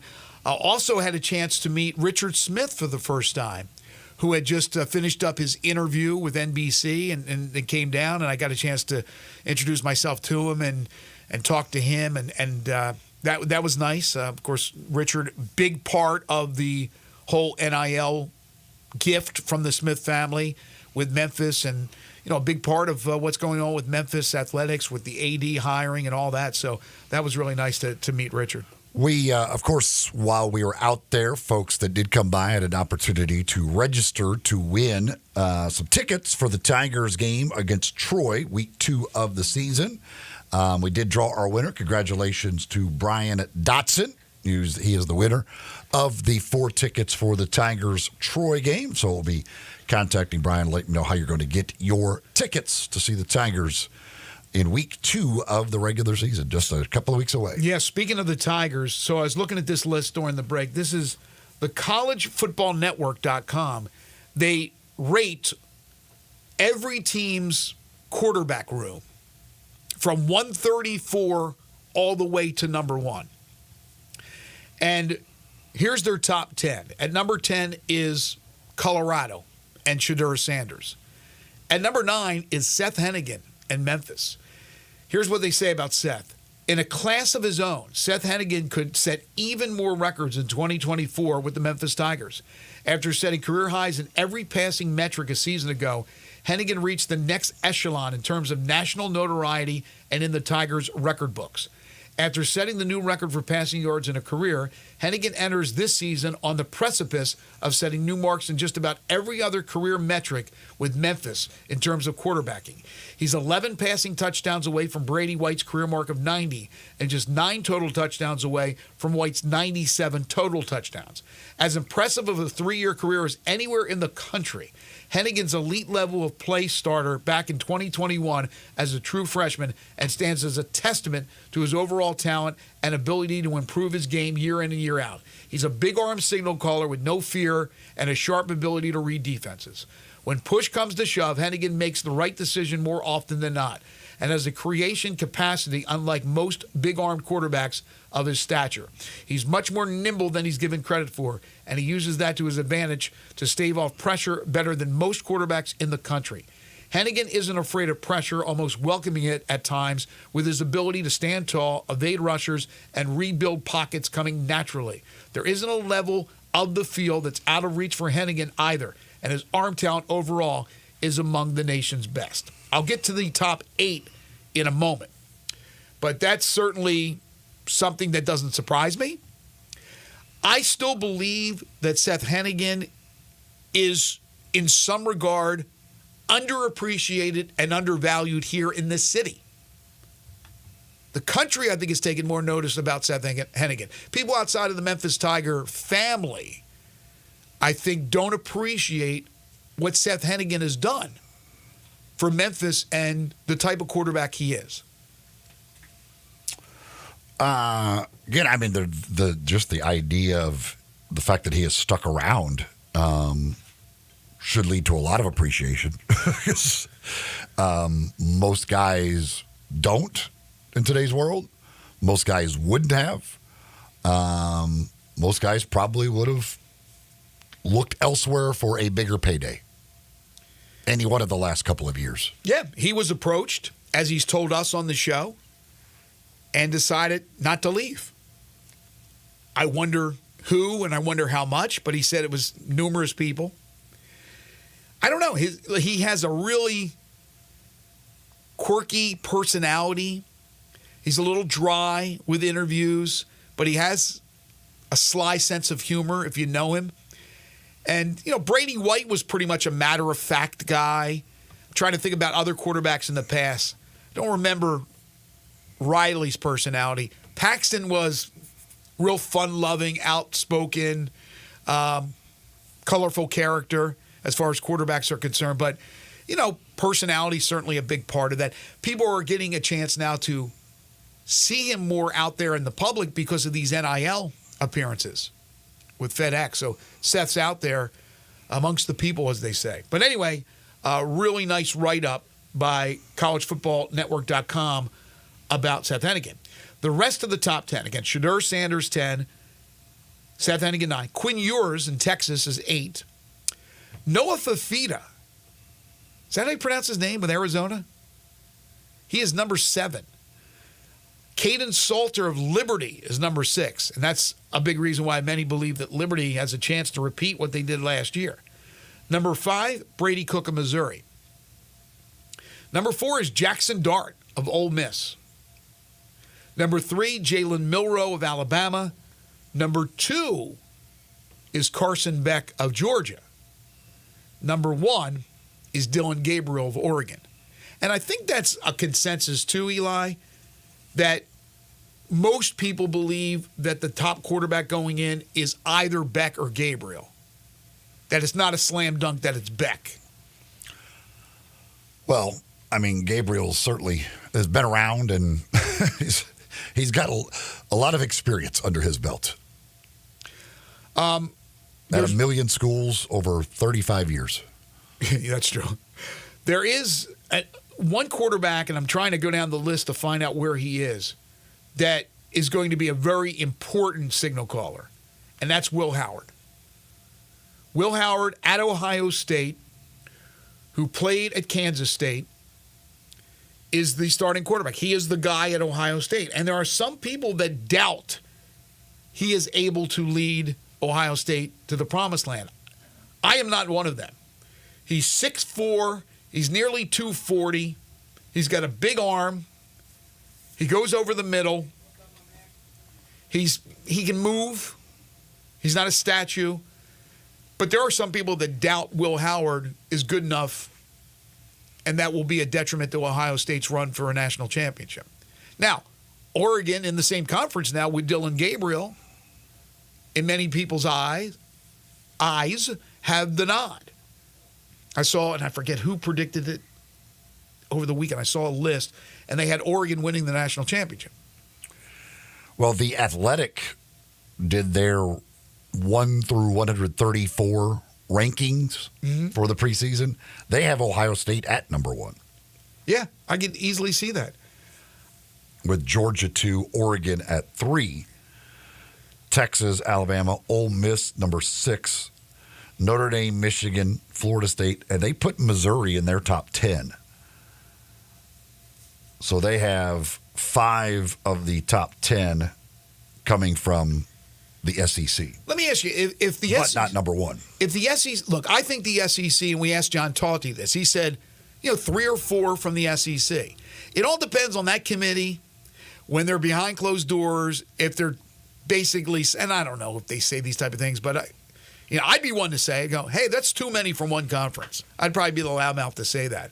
But if they get their 4, which I think they're going to get, I think they'll have 1/3 of the teams. There are some people think they can get 5. I don't know. It all depends on how things play out. But you get the 4. They have 1/3 of the teams in the playoff, Eli. If they don't win the Natty, how do you look at it? If it's Ohio State or if it's Oregon, but if SEC had 4 teams in, how would you look at it as a whole? The SEC is still great. Is it great if they don't win the national championship? Mm-hmm. They got 1/3 of the teams? I mean, their level is way up there. You judge them on a different level. All right, I'm just curious. By the way, on the athletic rankings, they have Memphis at number 31. They have it's at 29 is Boise State, 30 is Liberty, 31 Memphis. So they bunched those 3 right together as the 3 top group of 5 teams. The next group of 5 team would be App State at 38 and then Tulane at 42. But they do have Boise State, Liberty, and Memphis, which most people believe are the 3 top contenders for that group of 5 spot in the playoff. They bunch them all together there at 29, 30, and 31. I'll tell you what got a lot of hits on my timeline yesterday on X was Boise State and the announcement that Maddox Matson, all 5'11" of him, is going to be the starting quarterback, and he beat out Malachi Nelson. Yeah, that's interesting. Obviously, he has the experience in the system over the last couple of years, but Malachi Nelson, who was such a highly touted recruit when he came out and went to USC, I think probably most people thought just based off pure talent that Nelson would go in there and end up being the starting quarterback, but that will not be the case to at least start the year. Well, no matter what new Chevy or pre-owned car you're looking for, our friends at All-Star Chevrolet in Olive Branch have it on the lot or in the showroom. All-Star Chevy's end-of-summer sale continues, so together let's drive what we really want to drive. Beautiful vehicle from All-Star Chevrolet in Olive Branch. Come pick out 2 or 3 and test drive them today. If you can't find it there, you can't find it anywhere. Check out the new Silverados. There's about 20 or 30 of them marked down as much as 12% off. That's going to save you a lot of money. Every Tahoe you could want for road trips and tailgating, they have them there at All-Star Chevy in Olive Branch. Law enforcement and all first responders, healthcare workers, teachers, military, college students, and graduates get an extra $500 bonus. Check out the pre-owned Ram trucks and the Silverados, the Broncos, 4Runners and Aldis and Hyundais and Palisades. They even have a sweet Corvette Stingray as far as their pre-owned vehicles. Best week to get the most money on any vehicle you want to bring, or want to sell rather. You bring it to All-Star Chevy in Olive Branch, you get the big check today. So don't wait, don't hesitate, let's go. Don't miss out on All-Star Chevy's end of summer sale. It's going on right now in Olive Branch at All-Star Chevrolet. You can also check out these great vehicles online at allstarautogroup.com. When we come back, the passing of an icon, as this news is just broke. We'll have it for you when we return. This is Sports 56 Mornings with Greg and Eli on Real Sports Talk, Sports 56 and 98.5 FM. Broadcasting from the Family Leisure Studio, we are Sports 56 and 98.5 FM. There are many real estate companies out there, but then there's Banyan Tree Realtors on the Cottonville Town Square.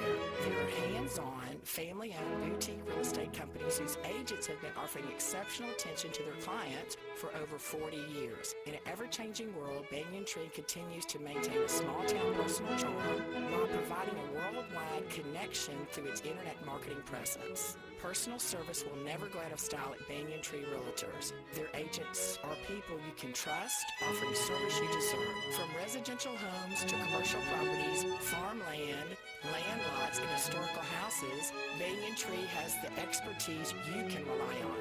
So if you're downsizing, upsizing, moving in, or moving on, give Banyan Tree Realtors a call today. Craig Smith and Mary Jean Smith and their agents are ready to serve you. Call today at 901-620-8920 or 901-359-2520. Drive like a pro and support a great cause during the sales drive at Landers Ford in Collierville, Landers Ford South in South Haven, and Landers Ford North in Covington. We've provided over 100 new Fords to be driven by the pros at the FedEx St. Jude Championship.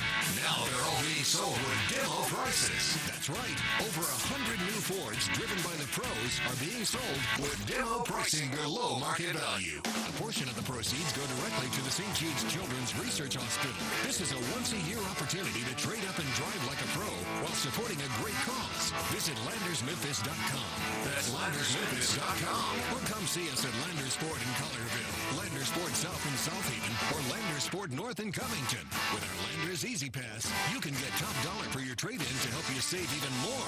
Don't miss your chance. Reserve your demo price new Ford driven by a pro at the FedEx St. Jude Championship and lock in low APR financing. Remember, if it doesn't say Landers, you paid too much.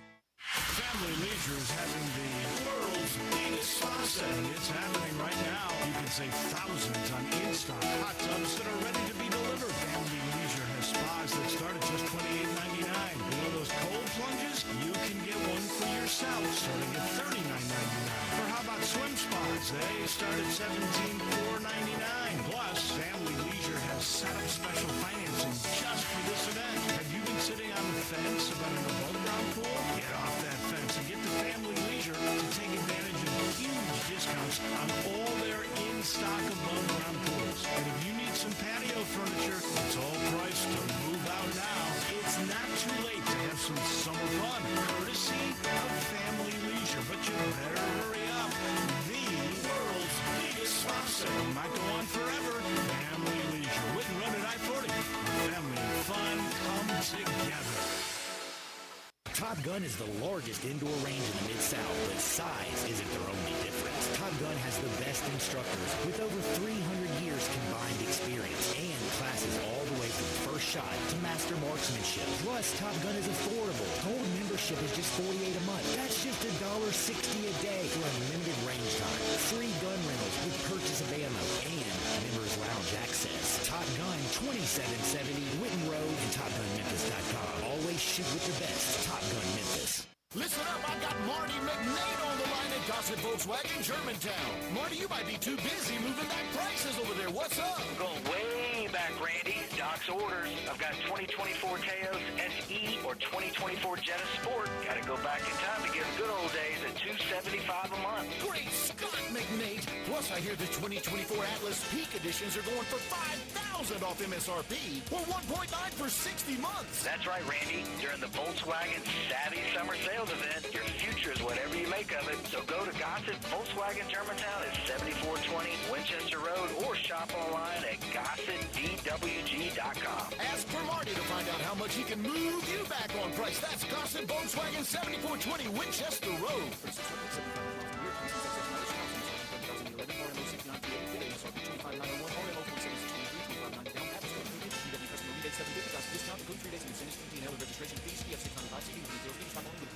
Now back to Sports 56 Mornings on Sports 56 and 98.5 FM. This hour is brought to you by James Gaddis Jewelers. Diamonds are forever.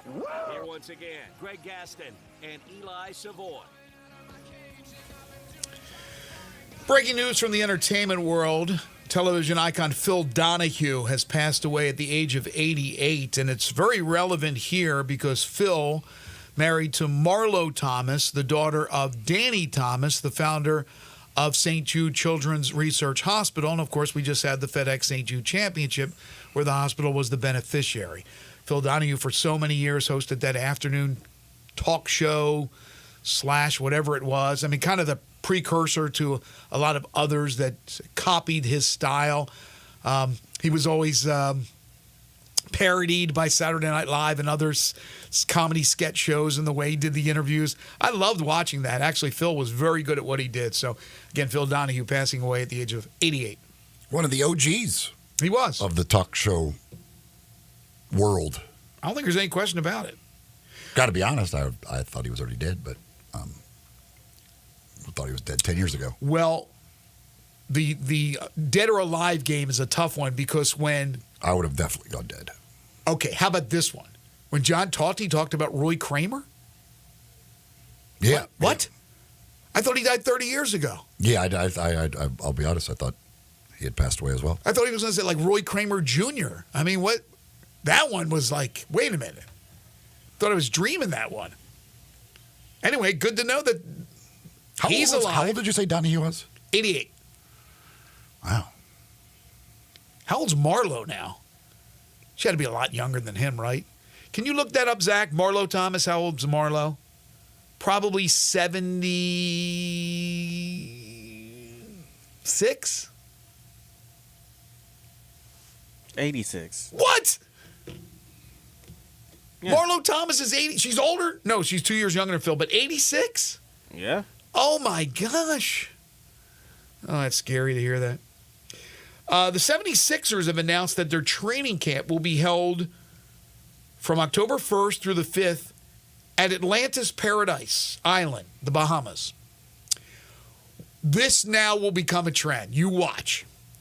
Just you wait and see how many NBA teams now will start having their little 3-day, 4-day camps somewhere like that. Memphis, of course, this year is in Nashville by necessity, October 1st through the 3rd. But this is a 5-day camp, I use the air quotes, in the Bahamas for the Sixers. That'll get them ready to go for the regular season. Relaxed and invigorated. That's surprising me that any coach would even want to do that. I know.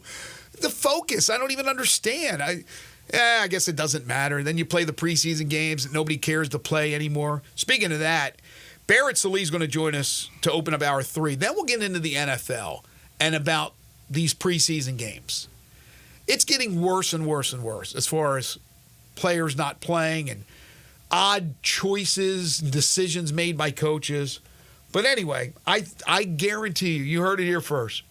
Wait till this trend starts. All these NBA teams will be going to Hawaii. They'll be going to Bahamas. They'll be going to Turks and Caicos, Barbados, Bermuda.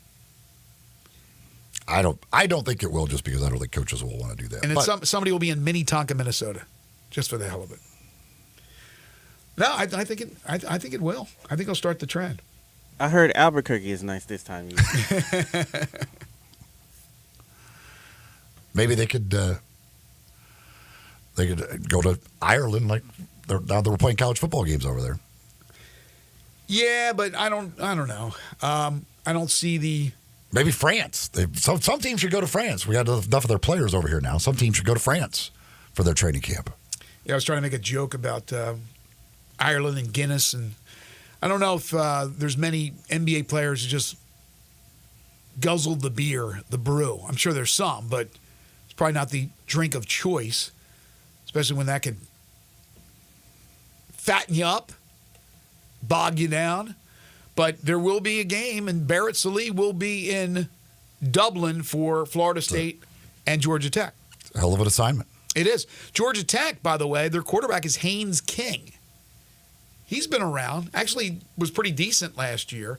I just don't know enough about Georgia Tech, and we'll ask Barrett about it, but I just don't know about Georgia Tech overall.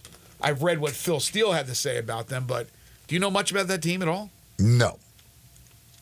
Got to be honest, don't really care a whole lot about Georgia Tech. Well, the reason, nor do I, but the reason I care about Georgia Tech in this situation is because I'm wondering if they can give Florida State a battle, and the reason, of course, is that Florida State is obviously on the Memphis schedule. Let's see where Phil has Georgia Tech. He has, Georgia Tech is, they got rid of divisions, right, in the ACC? Those stupid names. Coastal and, Coastal and Atlantic. And Atlantic. He's got Georgia Tech at number 10. So probably not much of a game. Then again, Florida State getting back in the swing of things. First game, jitters. Who knows? So we'll see what happens there. Corky's Ribs and Barbecue, great option today for lunch, for dinner tonight. Bring home Corky's to the family. They'll love you for it. You could also dine in at any of their 4 establishments: Poplar Avenue in Memphis, Poplar Avenue in Collierville, Germantown Parkway in Cordova, and Goodman Road in Olive Branch. We brought Steve Sands there last week, and he really enjoyed it. Sure, a lot of folks that were here in Memphis for the FedEx St. Jude Championship enjoyed some delicious barbecue from Corky's. When you head there for lunch or for dinner, you get your entree. You can add a third of a rack of ribs for just $7.99. So split it with somebody or eat them all yourself. But that's a nice little option at $7.99. They got lunch specials every single day. They got party packs that start at just $7.49 for that delicious Q. And, of course, they will cater. We have tailgating coming up Friday night. High school football begins, the first games of the season. You want to do a little tailgating? How about some barbecue from Corky's? That makes sense. But again, whether it's lunch, dinner, tailgating, whatever the case may be, any type of an event you got coming up and you want it catered, Corky's can take care of that for you. Corky's Ribs and Barbecue, open for lunch and dinner 7 days a week. When we return, we open up Hour 3 with Barrett Sallee. This is Sports 56 Mornings with Greg and Eli on Real Sports Talk, Sports 56 and 98.5 FM.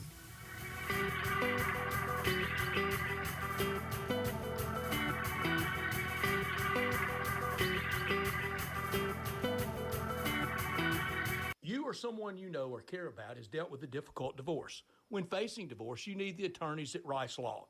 Nick and Larry Rice lead the firm with 3 generations and 7 decades of experience. Located in Memphis, serving the entire state of Tennessee and North Mississippi. Rice Law is who you need to call. Simple or difficult divorce, they know how to handle it. Call Rice Law at 901-526-6701, or for more information, visit them at aboutdivorce.com. That's aboutdivorce.com. At Jason's Deli, when you're dining in or picking up curbside, you can expect wholesome food and no surprises. Just delicious sandwiches, crisp salads, and quick quality meals made with the freshest ingredients and no artificial trans fats, MSG, high fructose corn syrup, or artificial colors and dyes. Around here, a lot of thought goes into what we put into our food and what we take out of it. Because you're not just taking the bite, you're getting a taste of who we are. New items are constantly being created to expand our menu for all tastes and special diets, vegan and gluten-free options available, convenience, and on-time delivery you can count on. It's just a click away at jasonsdeli.com. So whether you need to feed 5 people or 5,000, the team at Jason's Deli, they have the credentials and the commitment to keep you satisfied. Freshness is nearby. At Jason's Deli, locations at Ridgeway in the Park Place Center, Poplar Highland, Germantown Road in Cordova, and on Goodman Road in Olive Branch. Jason's Deli, it's wholesome food and no surprises.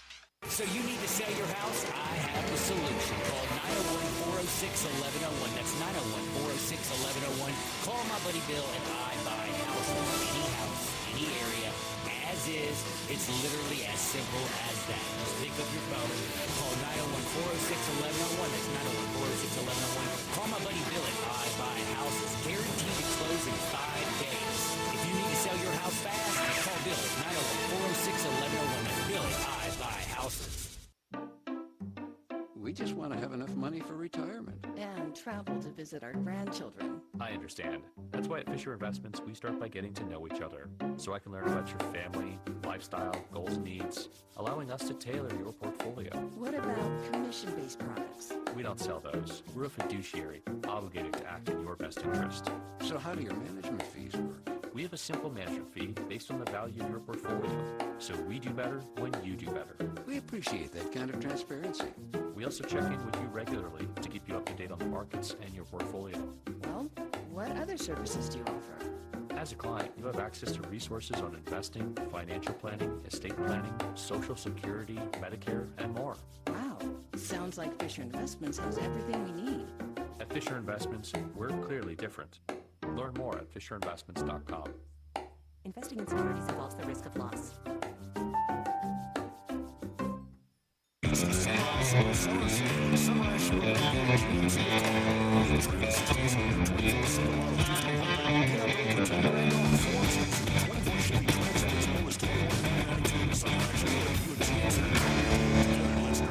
Price does not include license Licensing costs, registration fees, taxes, and dealer doc fee of $899.50, which are to be paid by the consumer. Silverado RG $377,592. MSRP $61,065. Dealer discount $42.74. Factory rebate $47.50. Trade assistance $1,000. Must trade in 2010 or newer vehicle. Track stock number RC 246,913. MSRP $23,395. Dealer discount $14.03. Expires 9/3/24. Chris Price here for Brian Elder Roofing. For nearly 2 decades, we've installed some of the best roof systems across the Mid-South. To the tens of thousands of clients we've served, we are honored. So many of you call our team at Brian Elder Roofing your roofers. Our team is dedicated to serving you and keeping your family safe, dry, and mold-free. The recent hailstorms have caused massive damage, and many of these will go unnoticed for years, even though the golf ball-sized hail we just experienced in the Mid-South compromises even the best-built roof system. Whether we find damage or not, your photos are securely stored for future reference. Call Brian Elder Roofing today for a total evaluation of your entire roof system free. We will not try to sell you a roof if all you need is a repair. Call me at 901-867-0303. That's 901-867-0303. Or visit us online at brianelderroofing.com.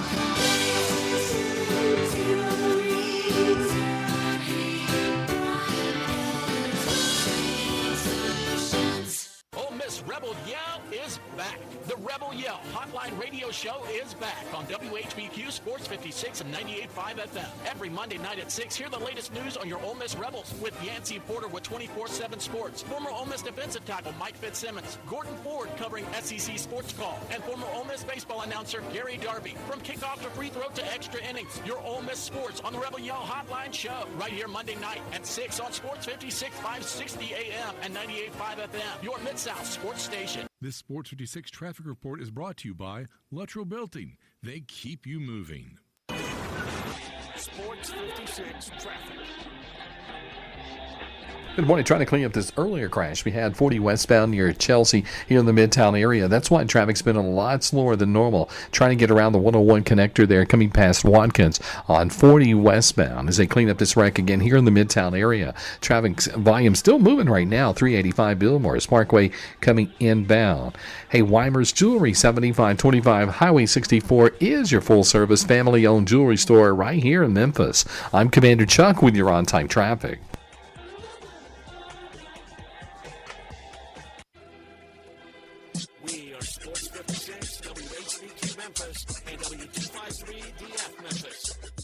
Broadcasting stations. Oh, yeah. Now back to Sports 56 mornings on Sports 56 and 98.5 FM. This hour brought to you by Jenkins Floors and More. Here once again are Greg Gaston and Eli Savoy.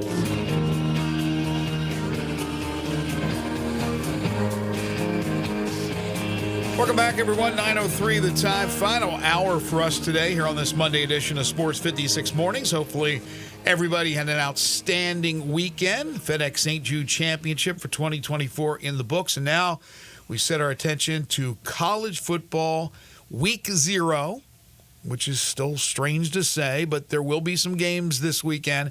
And then, of course, the season starts in earnest the following weekend, so just about upon us. Greg Gaston, Eli Savoy, Zach Boyd, Barrett Salee joins us in just a moment. We're broadcasting live from the Family Leisure Studios. Family Leisure, it's where family and fun come together. The world's biggest spa sale going on right now at 2120 Whitten Road, just north of I-40. Currently, it is 77. It's starting to heat up. It'll get to 90 today. Sunshine throughout the day tonight. 67, mostly clear skies. That's your low for your Monday night. Hour 3 of the program is brought to you by Jenkins Floors and More. If you are in need of flooring, carpeting, this is the place for you because they sell it wholesale. You're getting quality material, and they're selling it wholesale, skipping the middleman and saving you lots of money. Family owned and operated. They're located at 2356 Goodman Road in Horn Lake, Mississippi. They also have their business in Cleveland, Mississippi, where it started. They also have a warehouse in Little Rock, Arkansas. SPC and WPC vinyls, ceramic and porcelain tiles, hardwoods by Porter Craft, on and on and on. It is Jenkins Floors and More. They'll come out and they'll give you a free estimate, and they'll get the job done in a 2-week turnaround. So for all you homeowners out there, if you can't do it yourself, call the experts at Jenkins Floors and More. And, of course, if you're a contractor or a homeowner that likes to do it yourself, then go ahead and get the material from Jenkins Floors and More. Jenkins Floors and More, 2356 Goodman Road in Horn Lake. Call them at 469-9350. Without further ado, back for another season. He started last Monday. He'll join us each and every Monday to talk college football. He is Barrett Sallee. Barrett's the host of College Football Smothered and Covered. Plus, you hear him on Sirius XM College Radio. He also writes for Outkick. He's doing everything. You can follow him on Twitter at Barrett Sallee. He joins us now on Sports 56 Mornings. How are you, man? I'm good, man. I'm good. Just excited for week 0, getting my passport, my items in order to leave for Dublin on Wednesday afternoon. So very excited that game week is finally here. That's going to be fantastic. I mean, I've never been to Dublin, never been to Ireland, or, I've been to London, I've been to England, but I've never been there, and my friends who have been there rave about it. Yeah, I've never been either, and my hotel is right in the center where all of these Irish pubs are located. I'm going to be a couple blocks from the Guinness factory, or brewery, I should say, and a couple more blocks away from the Jameson distillery. So I will be flying back on Monday, and it will be 4 o'clock Dublin time. So I might even be at the airport, and so you might have a special guest with several Guinness in his system. Because look, it's not only am I going to be in Ireland, but when I join you guys, I'll be at the airport, and there's no place on earth more socially acceptable to have morning beers, afternoon beers than it is at the airport. That is for sure. That's true. Now I just saw this story of a former NFL lineman, Gosder Chairless, who was arrested on a flight to Dublin for urinating on a fellow passenger. So be careful. Just be careful. I'm just telling you, be careful. Well, I'm flying the red eye out there. I land in Paris at 6 o'clock on Thursday morning, and then take a 2-hour flight to Dublin shortly thereafter. So I can promise you I will be sleeping. I hope that doesn't include urinating in places other than the lavatory.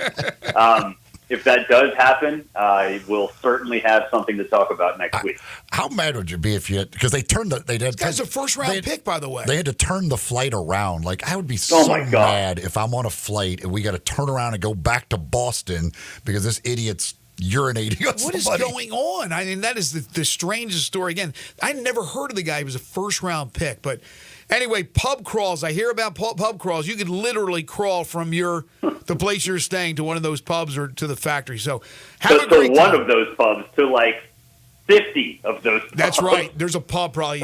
Every other building's a pub there, I would imagine. It's going to be a great time for you. But, of course, you'll be covering a game as well. Florida State, Georgia Tech. Let's start there. We were talking earlier about Georgia Tech. Haynes King, I know that's their quarterback. I don't know much about them other than that. Are they expected to be like, so-so in the ACC? And what do you think about Florida State after many people believe they got screwed last year, turning around and hopefully getting back to relevance this year? Not only relevance, but getting into the 12-team playoff. Well, I tell you what, don't sleep on Georgia Tech, and I talked about this on the podcast this morning. It's not just Haynes King. It is 4 returning offensive linemen. It is an all-American, freshman All-American receiver in Eric Singleton. It's a 1,000-yard back in Jamal Haynes. Yes, the offense was good last year.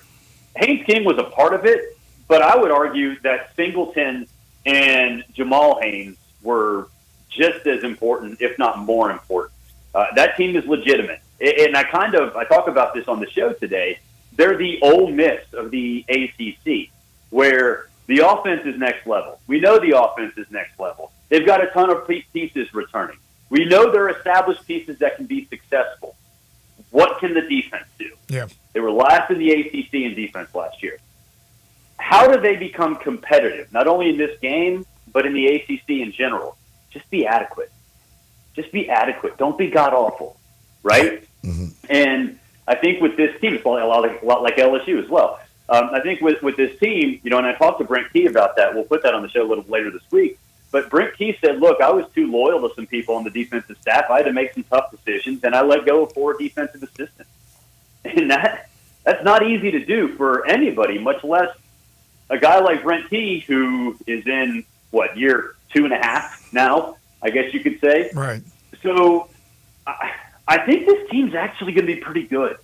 And I don't know if they're going to show it. I mean, this is such an interesting and unique experience, too, because not only do you have sort of the new kid on the block going up against the defending ACC champions, but you've got two coaches who have never done this before. There's no blueprint for flying to Ireland for a conference game. You know, the teams have been there, but for a conference game, it's a big, important game. So this is not going to be easy. So I wouldn't sleep on Georgia Tech. And then, you know, with Florida State, I still am a DJU Uiagalelei believer. I think at Clemson, the pressure was too much. I think a lot of that was on us after what he did against Notre Dame in that COVID year, even though they lost that game. You know, a lot was made of DJ. The system didn't really fit him. He's more of a pro-style guy.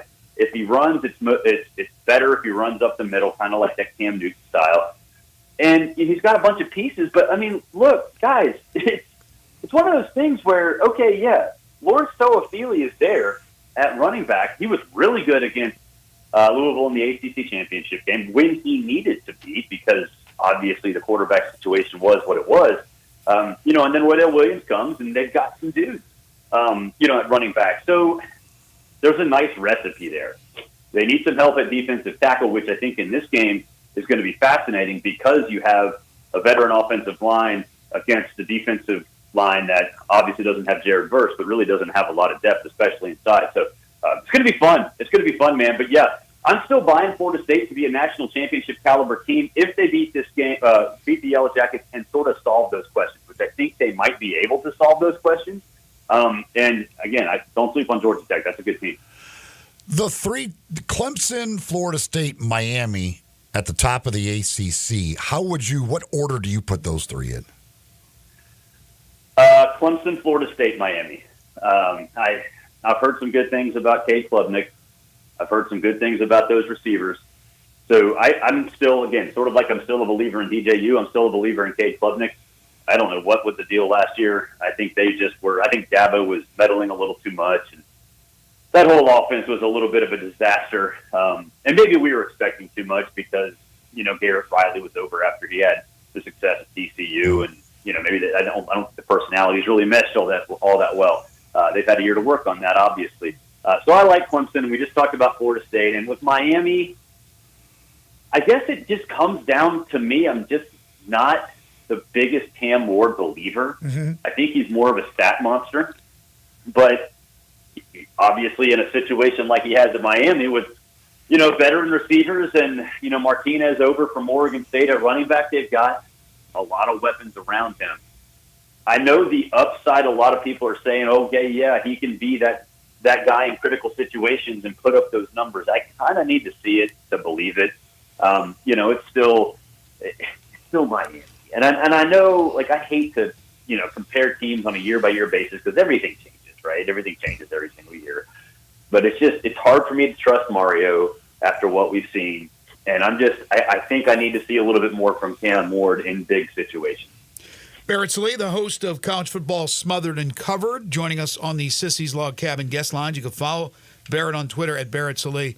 By the way, going back to Georgia Tech, if there's not a Hanes and Hanes underwear or undershirt or some kind of deal, NIL deal, come on, they're missing the boat there, right? They are. Especially in Atlanta, like, it's big business. You would think that, you know, that Hanes would be all over that. I don't know, like, maybe Haynes King just isn't high profile. Yeah. Maybe if they beat Florida State in Ireland, maybe maybe they get that endorsement on the way back. If he was the starting quarterback for Georgia as long as they rather don't than see Georgia themselves Tech, inside of their underwear, you know. Right. If he was at Georgia rather than Georgia Tech as the starting quarterback, then my gosh, then probably a different story. That is probably true. That is probably true. All right, so Barrett, give me 2 or 3 of your biggest questions that you expect to be answered sometime this college football season, but going into the season, 2 or 3 questions around the nation that you're like, yeah, I wonder how this is going to go. Yeah, I think the biggest thing is, for me, I know everyone's talking about Texas and the SEC. I want to see Oklahoma in the SEC. Is Oklahoma a national championship caliber team? like a juggernaut, like potentially a juggernaut, or is it going to be a team like Auburn or Tennessee where they'll jump up and be national championship worthy every 3-4 years, right? But really just more of the other years. Yeah, I like that. I want to see that. I want to see that. And I know people are focused on Texas, but I don't know. I just want to see it. And Michigan, Sharon Moore, what do they look like? New look Big Ten. Can they do what they have done, being the kind of offense they are, with a guy in Orji who has not had a ton of success, or really a chance to have success. So, to me, is Michigan, Alabama, Ohio State, right? The ones that can sustain success with all this roster turnover? Maybe, because the defense is next level good, but we need to see it. We need to see it. And then obviously with Kalen DeBoer, it's obvious. It's the easy answer, but it's the right answer.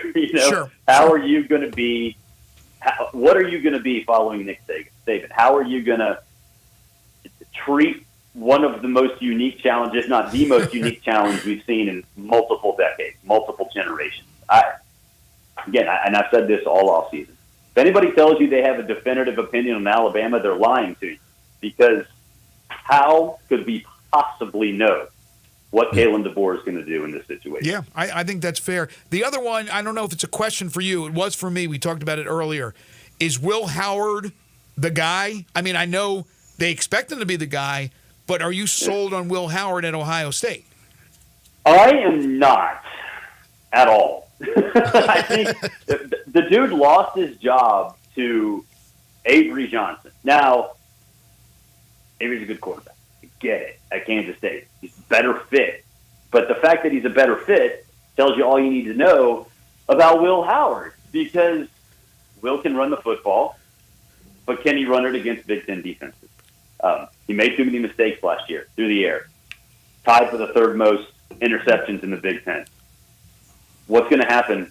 I'm sorry, in the Big 12. What's going to happen in the Big Ten? Right. I think, especially with the way the schedule sets up, 3 cupcakes and then at Michigan State, which you could argue maybe a 4th cupcake. Why do you really trust Will Howard enough to just give him the keys? I don't. And you have the opportunity to let the battle bleed into the river. Mm-hmm. That's fair. I mean, to me, look, if Will Howard's the guy, okay, Will Howard's the guy. But just let it go into the season. See what happens. Because I got a feeling like Julian Sayin has been awesome in fall camp from everything that I've heard. And we know the upside is there. The ceiling for Will Howard isn't that high. Do you have a sleeper playoff team, like a team that nobody's really talked about now that you think could end up in the playoff? Oh, man. Sleeper playoff team. Like the Big 12. I think when you ask that, naturally I go to the Big 12, because it's like, okay, who the hell's going to win the Big 12? Right?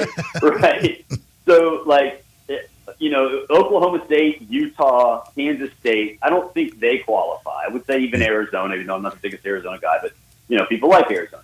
So I don't even know if those are sleepers, because it's the Big 12. I'm going to say if you go long shot to win the Big 12, thus most likely making the college football playoff, how about the West Virginia Mountaineers? Wow. Garrett Green is legit at quarterback. Neil Brown has a defense that is really, really good. If they beat Penn State, that's a check on the resume. Mm-hmm. I'm not saying, it's the big. If you have to talk about the Big 12 in terms of playoff, you already have to talk about 4 or 5 different teams. Yeah. None of those teams are West Virginia. Could they get to Dallas? Yeah. Could they put together 60 good minutes in Dallas? Yeah, they could. So that's my extreme long shot. It seems like they're like another one that people are taking out of the Big 12 as a possibility is UCF. Yeah, with KJ, I could see it. Yeah, 100%. It's one of those things too. It's like you almost have to say, okay, how wild does it have to get for them to get to Dallas? right? Yeah. And then are they good enough to put together 60 good minutes? And the answer to that question is yes, because it's the Big 12, right? Yeah. Of course they are. Everybody is. Barrett, is it a great year if the SEC gets 4 into the playoff but doesn't win the Natty? Yeah. Okay. Yeah, I mean, because really the only one that everybody's talking about as like the team that can absolutely win the national championship and should win the national championship is Georgia. Are people talking about Alabama, Ole Miss, Texas, LSU actually winning it? I don't think anybody is, right? I think that's like one of those things where everybody's sort of in wait-and-see mode. So because everybody's sort of in wait-and-see mode with those teams, Ohio State's really, really good, especially if they don't start Will Howard. I think Oregon's going to be really, really good. There are teams that are probably, at least in terms of this particular season, being viewed as better than everybody else other than Georgia. That's true. That's true. Yeah. But I would still think that, and your point's well taken, but I'm thinking that nationally, they probably think Texas can be in the mix for the Natty. You can never count out Alabama, but you're right about with DeBoer. We got to see. So I don't know. The reason I bring that up is because the expectations are always so high in the SEC, higher than everything else, that sometimes the expectations are skewed. Sure, on paper, 4 in the playoff, that's 1/3. That's a great year. But I know national championships is what Sankey wants. He does. Yeah. He does. But I think the thing about it right now is you sort of have to view it separately, in my mind. Like, that's fair. Who's good enough to get in? Well, a whole hell of a lot of SEC teams are. But who's good enough to win it? Honestly, like right now, we have no idea because we've never done this before. I think everybody sort of assumes it's Georgia, obviously. But beyond that, everybody sort of got questions. And that's what I think makes this year so interesting is because there are a lot of teams that have upside that are maybe not equal to Georgia, but certainly capable of beating Georgia quite a bit of times. So, it's I think a lot of folks are reluctant to just flat out say, well, this team is going to be capable of winning a national championship. Right. Because it's just like, we don't know. We don't know how this is going to work at all. So I see you posted some news about Smothered and Covered this morning. Yeah, we're now part of the Locked On Network. They're adding a few new shows across a bunch of sports. So now one of the top national shows on the Locked On Network. So really happy to be with those guys. They do a great job with sales. They do a great job with promotion. And they do a great job pretty much, all around. So really happy to be with them. It's been something that's been a long time in the making. A lot more coming to Locked On, not just from the audio side, maybe some more stuff from video and beyond. So, really excited about that. You can search for it in the Apple Store, the Spotify Store, Google Store, all that stuff. And a lot more coming on YouTube from my show as well because there's going to be some fun that will be had, not just on the video side, but also maybe just because I want to do stupid things. Well, congratulations, Barrett. We're very happy for you. It's a great show. Of course, you can also listen to Barrett on Sirius XM Radio. He writes for Outkick. Like I said, he's everywhere. And later this week, if you happen to be in Dublin, Ireland, look for him. He'd be the drunk guy at the third stool. But find the pub. I don't know, because I don't know which pub it's going to be. No, he's going to do a great job. All of them. And still cover the game, Florida State and Georgia Tech. And somehow, hopefully, fingers crossed, from an airport near you next Monday, he'll join us for the next installment of Barrett Sallee here on Sports 56 Mornings. Safe travels, my friend. Really enjoy yourself, and we'll talk to you next Monday. Thanks, all. Appreciate it. Thank you, Barrett. Take care. Hopefully he doesn't get urinated on that flight to Dublin. Dude, what was that about? That story. I'm reading the guy's name. Like, I've never heard of that guy. First round draft pick, NFL draft. I don't. It doesn't say why he maybe he has a kidney problem. Did this, but apparently he was not. He was unruly when they got back to the airport, or they were trying to get him off the plane to arrest him as well. But yeah, that's a way to ruin a flight. I mean, did he go in his pants and it leaked over to the person, or did he whip it out? Again, I don't. He took it out. What? He took what out? I have no idea. But yeah, that's Because it was like two. It was a like red eye flight too. So like you're on this airplane and you're like, because it was at 2 a.m. I think that they got back to Boston. I would be so. Even if I'm not the one. No, if I was the one getting urinated on, I'd be really mad. But even if not, you're flying overnight over to Ireland, and all of a sudden your plane it turns around. Oh, gosh. Like you're sleeping, you wake up, and you're on the ground. You're like, oh, my God, that's awesome. I just slept through the entire flight. Right. We're in Ireland. By the way, folks, no, we're back in Boston. Like, what? We haven't left Wait yet. a second. We were in the air on our way to Ireland. What happened? Well, some guy urinated on another. Okay, well, that's not good. I mean, it goes through people's minds, man. Probably that dude had to be drugged out or drunk, right? Nobody in their right mind. I would think, I would hope so. I would hope that he was not just a rational thought, all clear-headed thinking, I'm going to urinate on somebody else. Well, the only other thing would be like he got into a fight with the dude, like a verbal altercation, and then he peed on the guy. That seems awful. Also, like, do we know it was a guy on guy pee, or was it for a former offensive lineman who I assume is still pretty darn big? That seems like a weird move to go to in an argument or fight. I'm going to go to the urinating on you thing. I don't know. Again, I have no idea. Don't know the guy at all. You don't think there's weird people in weird circumstances? God bless. Who knows? There crazier things have happened, but it's true. I don't know. I do not know his reason. His reason for peeing. I have no idea. Genesis Diamonds. They are the value leader. They continue to prove it day after day after day. True direct importer. They go with connections. They get these diamonds and stuff from direct importer pricing. So there's no middleman. There's no markup. It's a way to save you money on the great jewelry that you find at Genesis Diamonds. You could go over there. You'll find line after line of jewelry that nobody else in town has. They have all the top designers. Something for every budget out there. You certainly can find something for that. They've got the great prices, and they've got great people that are going to help you pick out that special piece of jewelry as well. People that are not working on commission, so not there to pressure you into buying something more expensive, just there to help you pick out that perfect piece of jewelry, help you become educated on what you should be looking for when you're picking out that perfect piece of jewelry.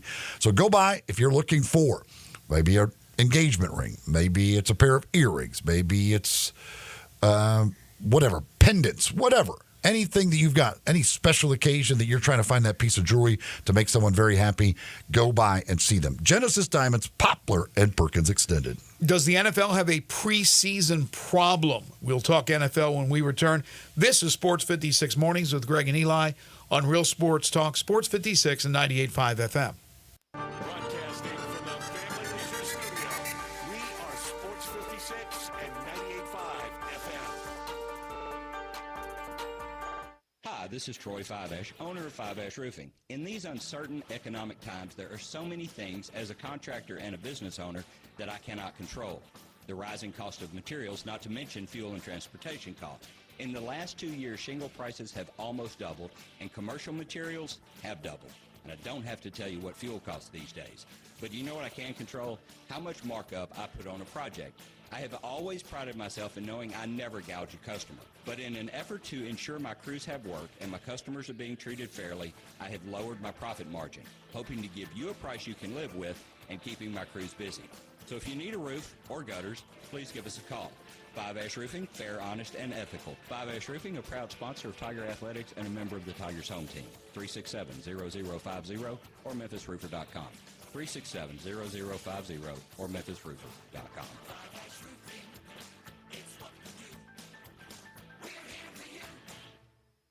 Do you know one of the best things you can do for your employees or family's health? Provide Arctic Clear bottled water. Arctic Clear bottled water is your locally owned and operated bottled water provider. Arctic Clear is 100% natural spring water with free delivery and setup, dependable service, and no long-term contracts. What an easy choice. Call Jeff Manus today at 01-382-2363 or visit arctic-clear.com. Arctic Clear bottled water. Call now 382-2363. That's 382-2363.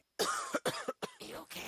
Sorry, I can't sleep with this cough. Sounds like you need to vaporize that cold. Vaporize? Yeah, with NyQuil VapoCool. It's NyQuil plus a rush of Vicks vapors. Whoa. So you ready to get some sleep? Thank you, NyQuil VapoCool. NyQuil VapoCool, the vaporizing nighttime coughing, aching, fever, best sleep with a cold medicine. And to vaporize sore throat pain, try Vicks VapoCool drops. Use as directed. Keep out of reach of children. Hey, Jason, the main man, Marshall, it's the Volkswagen Sandy Summer Sales Event at Gossett Volkswagen on the Pike. And, buddy, I need the scoop. Randy, don't pass this one by, my man. Take your pick, 2024 Taos SE or 2024 Jetta Sport, just $275 a month. And 2024 Atlas Peak Edition, $5,000 off or 0.9% APR for 60 months. And remember, at Gossett Volkswagen on the Pike, no reasonable offer will be refused. Remember, it's your choice, 2024 Taos SE or 2024 Jetta Sport, $275 a month. And 2024 Atlas Peak Edition's $5,000 off or 0.9% APR for 60 months. So ask for Jason, the main man, Marshall at Gossett Volkswagen, 1875 Covington Pike, or online at GossettVWMemphis.com. Where we're charging for it and charging less every day.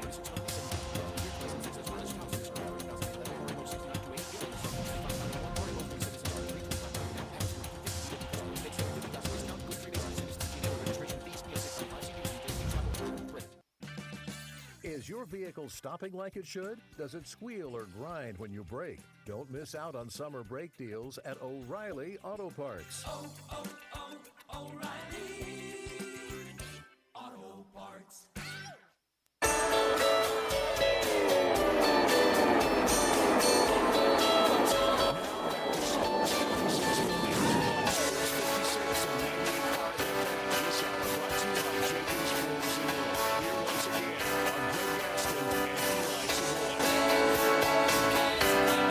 Have you been following the stuff with Noah Lyles and the NFL? In particular, Tyreek Hill? I saw that there was some talk of a race or something. Tyreek, I think, said he could beat him or something. Yeah, so Tyreek Hill is taking aim at Lyles. He's challenged him to a race. He wants to do a 50-yard dash or 50 meters, whatever it is. 50-yard dash is what he said. Hill took to social media Sunday, encouraged Lyles to sign a contract to compete against him in a 50-yard dash. So basically, Lyles has been, I don't know. I think he's just kind of trying to irk some of these NFL guys. I don't know who he is. Never heard of Tyreek Hill. Never heard of this guy. Never heard of that guy. They're big-name stars in the NFL, and this guy who's an athlete, not a football player, but a track and field superstar, has never heard of those guys. I think he's doing that on purpose. And so his challenge comes on the heels of this Chad Johnson, Shannon Sharp episode. They did a podcast, and Lyles said that Tyreek is just chasing clout. Anytime someone fast comes up, he would try to race them. If he really wanted to race people, he would have showed up like DK Metcalf, and the man raced in the 60 meters. So I think Metcalf raced Noah Lyles and lost. And Metcalf's fast, but there is a big difference between football fast and track fast. So anyway, Hill apparently got, I don't know if he got baited into this thing, but he's the one who actually has laid down this deal here. I'm not sure if this is going to go to, if they do it, if it would go to charity or something like that. Let's see. Hill said on a podcast he would be able to beat Lyles in a race. I'm not going to beat him by a lot, but I would beat Noah Lyles. Tyreek Hill's fast as hell. There's no way he's beating Noah Lyles. Unless Lyles claims COVID. Maybe he should fight Jake Paul.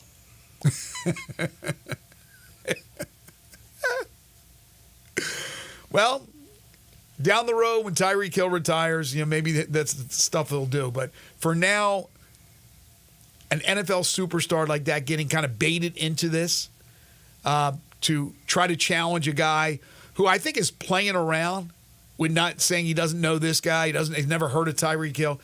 But I think Lyles would, I'm not going to say dust him, but he'd beat him convincingly. Track stars and track speed it's a whole different ballgame, man. Now, there are some that have done both. Remember Bullet Bob Hayes, the Dallas Cowboys? Was incredible.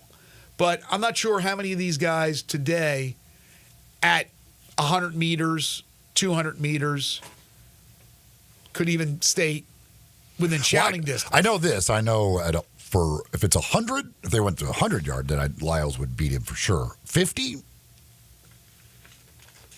I don't know how. I think he would probably still beat him, but I think that would probably be pretty close. Well, it'd be pretty close because it's only 50 meters, and it's not like Tyreek Hill doesn't know how to come out of a crouch, but usually you're upright with a receiver. You come off the ball quick, but you come out of the block when you're used to doing that as a track runner does.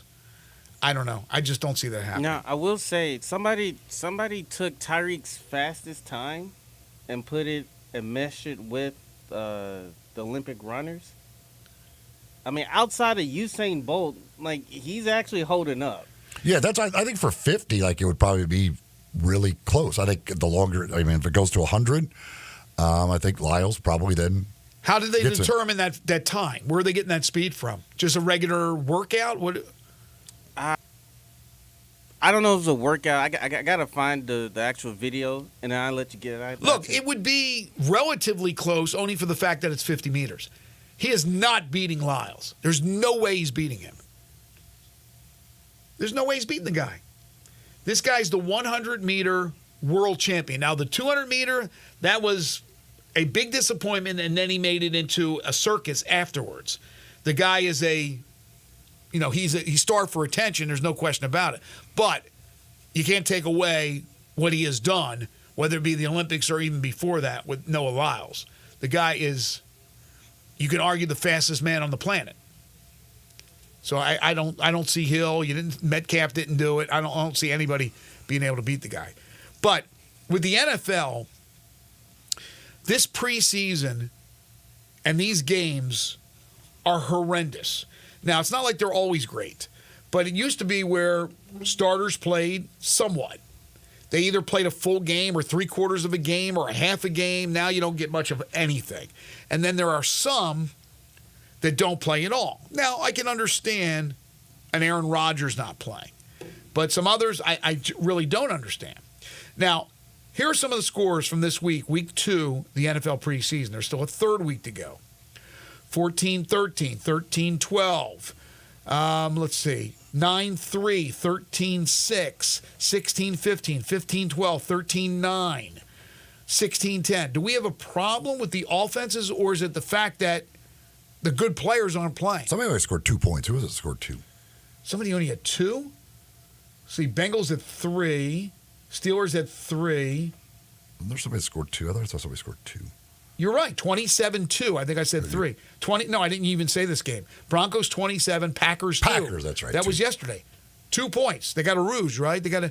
So the question is whether or not, first of all, less of the names are playing, and there's hardly any offense being manufactured. Is that because the good players aren't playing, or is there an issue with offense? I think it's when you're playing guys who aren't, especially a quarterback who's borderline NFL to begin with and may not be an NFL quarterback, like that, it's going to be limited. And if he's throwing to guys who are probably not NFL receivers and stuff like that, I think it's just the people who are playing. So is it really, it's not appealing to watch that stuff. In the past, it was appealing to watch a preseason game. You got fired up because you knew the NFL was just around the corner. The NFL regular season was just around the corner. But now you're watching. I would disagree. I'd say it's never been appealing to watch preseason. But back in the day, they used to play the starters. They would play. Now, you have a situation like Atlanta, and there was a lot of criticism over the weekend at head coach Raheem Morris. And maybe this is part of the reason why he's 21-38 all time. He's got a starting quarterback in Kirk Cousins. They spent a lot of money for Kirk Cousins. You don't play Kirk Cousins. That's fine. He's coming off a major injury. Okay. Michael Penix Jr. Yeah, he was injured in college. So were a lot of guys injured at one time in college. He's your backup. You're trying to get him ready for the NFL season in case Cousins goes down. He played him a little bit in the first preseason game. Did not play him at all in this game and said he's not playing him in game 3. And he said he's already seen enough. Now, maybe he has, but in practice, and there's a big difference between practice and these games. While there's not the star-studded power out there, it's still competition. It's still competitive. And so this coach decides not to have his backup quarterback playing, which just blows my mind, man. The whole point of this is to have these guys game ready. And I don't know if you can do that by having dual practices and just regular practices and not getting any significant playing time in an actual preseason game.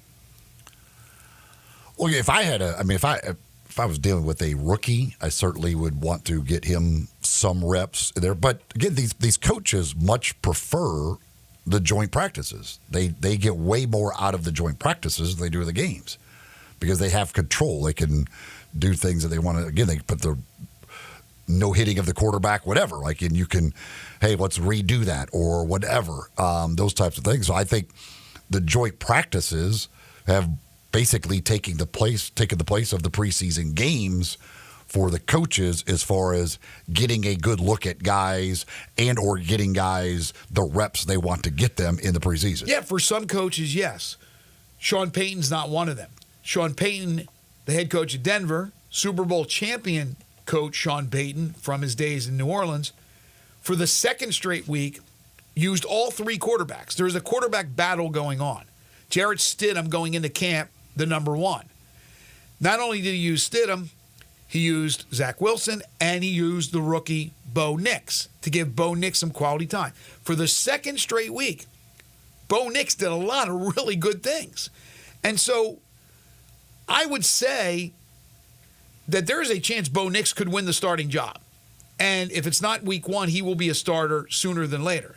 Nix was 8 of 9 for 80 yards and a touchdown. My point is that Bo Nix is ready to go. Michael Penix Jr. is not ready to go because he's getting reps and he's not getting reps. Caleb Williams has played some. Jaden Daniels has played a bunch. I just don't understand Raheem Morris and his thought process as far as that's concerned. If it's just being petrified of injury, again, those injuries can happen in those dual practices. They can happen in a regular practice. Speaking of Denver, Blake Watson. But again, less of a chance in those when you are saying don't hit the quarterback. Less of a chance. I understand that. But again, you're not going to be playing with kid gloves when you start the regular season. And if that's the guy you're going to go with, you have to be ready. And in this case of Atlanta, he may not be the guy they're going to go with to begin with. But Cousins coming off that injury, you have to have him game ready.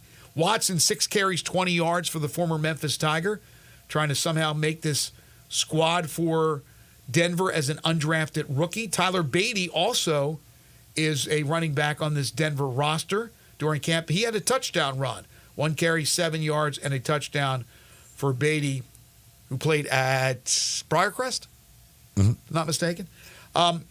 As far as other highlights, there's just not a lot of them. We still have the same situations going on with contract holdouts. Still no rectifying the situation in Dallas with CeeDee Lamb or Jamar Chase in Cincinnati or Brandon Ayuk in San Francisco. But I would imagine that this week, Eli, is an important week. Although, while this is the last week, this upcoming week for the preseason games, there's a whole other week that they have where they don't play before the NFL season starts. So there is time to get it done, but I think time's running a little bit short on these situations. There was some other news. The Raiders did name Antonio Pierce named Gardner Minshew the starting quarterback over Aiden O'Connell. And the Vikings acquired Stephon Gilmore, get him for a 1-year deal as a free agent, $7 million guaranteed, could be $10 million if he meets the incentives. The Giants probably did the Daniel Jones coming in and throwing 2 interceptions in his first action back. Yikes. To probably not alleviate their concerns that we got to see firsthand of how they were trying to replace him and just weren't able to, basically. Yeah, we need extended New York Giants hard knocks. From the summer, we need now another episode where Brian Daboll went off because the team had 5 turnovers. That would have been nice, but obviously now we're into the Bears and the hard knocks. The good thing for Daniel Jones is that Tommy DeVito is the backup, and so he ain't losing his job. Yeah. Hey, how about Matt Corral? I said that somebody would pick him up. Minnesota ended up picking him up, Matt Corral. But they got a good game from, is it Nick Mullins? Who's in Minnesota? They got certainly some concerns now with J.J. McCarthy out for the year, but they have Darnold, and now Matt Corral was picked up by the Minnesota Vikings. Folks, take your basketball skills to the next level at Shoot 360 Memphis. Shoot 360 is a revolutionary basketball training facility. It combines cutting-edge technology with gamification, provides instant, objective feedback with hands-on, one-on-one expert coaching. Like I've said before, if you are a basketball player, if you are a parent or a grandparent of a basketball player, if you are a coach of a basketball player, this is the place for these young men and women, these boys and girls, to learn to become a better shooter, a better really all-around player, a better passer. You learn all that at Shoot 360. And now the new Cordova facility is open, a newly renovated 50,000-square-foot facility, 2 NBA regulation-size courts, 3 high school-size courts, 4 shooting bays with Shoot 360 technology. And memberships are now available on a monthly basis. And yes, you can become a member at both locations. They have great instructors, including former Memphis Grizzlies assistant Scott Adebato. They can help you take your game to that next level. Shoot 360 Memphis in Cordova, also in Collierville. Call them today. Set up a tour, 901-779-3176. As I've said before, now with a monthly membership, just go month to month. Take it for a month, try it out, see if you like it, and then go and lock in for a year, lock in for a half a year if you enjoy it. I'm going to pretty much guarantee you're going to like what you see. Check it out. It is Shoot 360 Memphis. The future of basketball training is here at Shoot 360 Memphis. We'll take a time out and come back with our final segment here in hour number 3.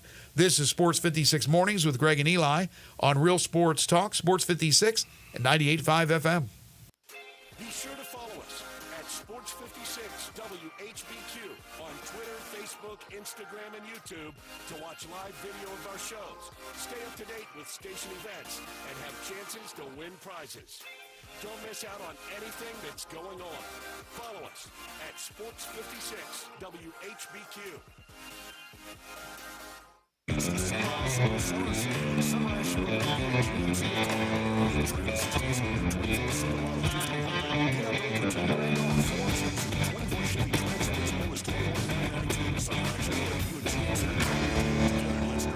Price does not include licensing costs, registration fees, taxes, and dealer dock fee of $899.50, which are to be paid by the consumer. Silverado RG $377,592, MSRP $61,065, dealer discount $42.74, factory rebate $47.50, trade assistance $1,000, must trade in 2010 or newer vehicle, track stock number RC 246,913, MSRP $23,395, dealer discount $14.03, expires 9/3/24. There's an institution in East Memphis that I love talking about. It's the Spirit Shop at 4848 Poplar Avenue, right down the street from Clark Tower, and it looks like a log cabin. It's been around Memphis since 1969 with a family-owned, friendly, knowledgeable sales staff that is just a wonderful place to go. I love going in and talking wine or bourbons, and they've got such great selection. So if you've not visited the Spirit Shop in a while, it's been remodeled. You'll love what you see when you need spirits. Tell Eddie Wolo said hello. Chris Price here for Brian Elder Roofing. For nearly 2 decades, we've installed some of the best roof systems across the Mid-South. To the tens of thousands of clients we've served, we are honored. So many of you call our team at Brian Elder Roofing your roofers. Our team is dedicated to serving you and keeping your family safe, dry, and mold-free. The recent hailstorms have caused massive damage, and many of these will go unnoticed for years, even though the golf ball-sized hail we just experienced in the Mid-South compromises even the best-built roof system. Whether we find damage or not, your photos are securely stored for future reference. Call Brian Elder Roofing today for a total evaluation of your entire roof system free. We will not try to sell you a roof if all you need is a repair. Call me at 901-867-0303. That's 901-867-0303. Or visit us online at brianelderroofing.com.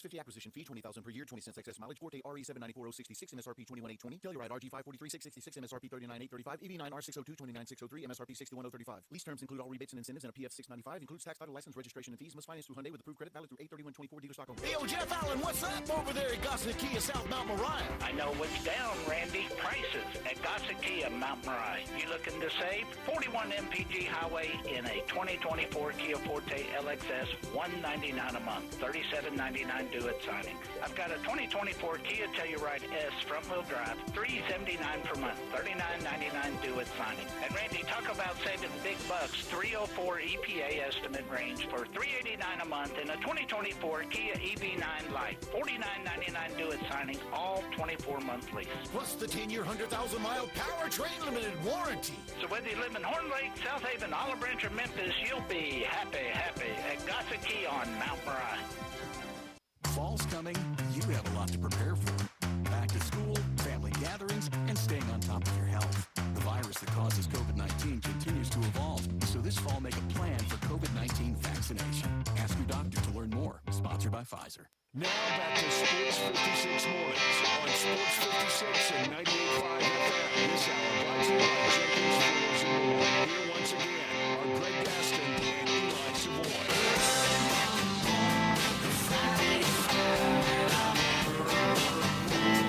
Welcome back, everybody. One other NFL note, the Steelers have a problem with quarterback.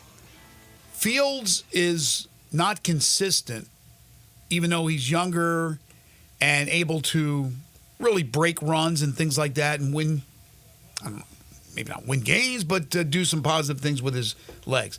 Wilson is more of a statue now. He used to be able to run when he was younger. And takes a lot of sacks because he isn't that mobile anymore. They got an issue. Tomlin's got an issue right now at quarterback. I don't know what's going to happen, who's going to start. I assume it'll be Wilson, and then Fields will probably replace him pretty quickly. Yeah, the issue is that they went and got Russell Wilson to be their quarterback. Yeah, right. He's not good anymore. He's not good. It should be Fields, but they will go with Wilson. We'll see how long that lasts. Speaking of quarterbacks, Colt McCoy has retired 14 seasons in the NFL. Holy smokes. Hung around for a long time doing nothing. Doing nothing, clipboard Jones, and then and now he'll become a member of the broadcast world. So Colt McCoy moving into broadcasting. In the world of Major League Baseball, bad news for Austin Riley. Austin Riley got hit with a pitch in the hand yesterday. They said that the initial x-rays were inconclusive, and they're supposed to be doing some more testing and stuff today, but you always get scared when those guys take pitches to the hand. And that's what Riley did. I think it was like 97 or something like that to the hand. I don't understand how your hand could not, how it wouldn't be breaking bones if you take a 97-mile-an-hour pitch to your hand. Those little tiny bones that are in there, you just think it has to happen when they get hit by something like that. The damn Brewers are making a mockery of the NL Central. They just keep on winning. Cardinals are in second place, 11 games out. Right. Yeah, Milwaukee's really, really good, but can they do it in the postseason? Can they do it when they face a Phillies team or a Dodgers or a Padres if they're in, Braves? I don't know. I like them. They seem to have great chemistry. Do they have enough pitching? And the Pirates say they are not going to shut down Paul Skeens.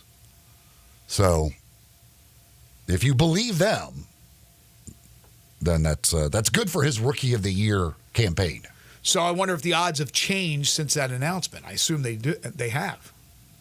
I have not checked them, but I would assume that, yes, that they have changed at least some, because that's probably the only way he's not going to win it, is if they shut him down. I think if he pitches the rest of the year, because, he's going to be good.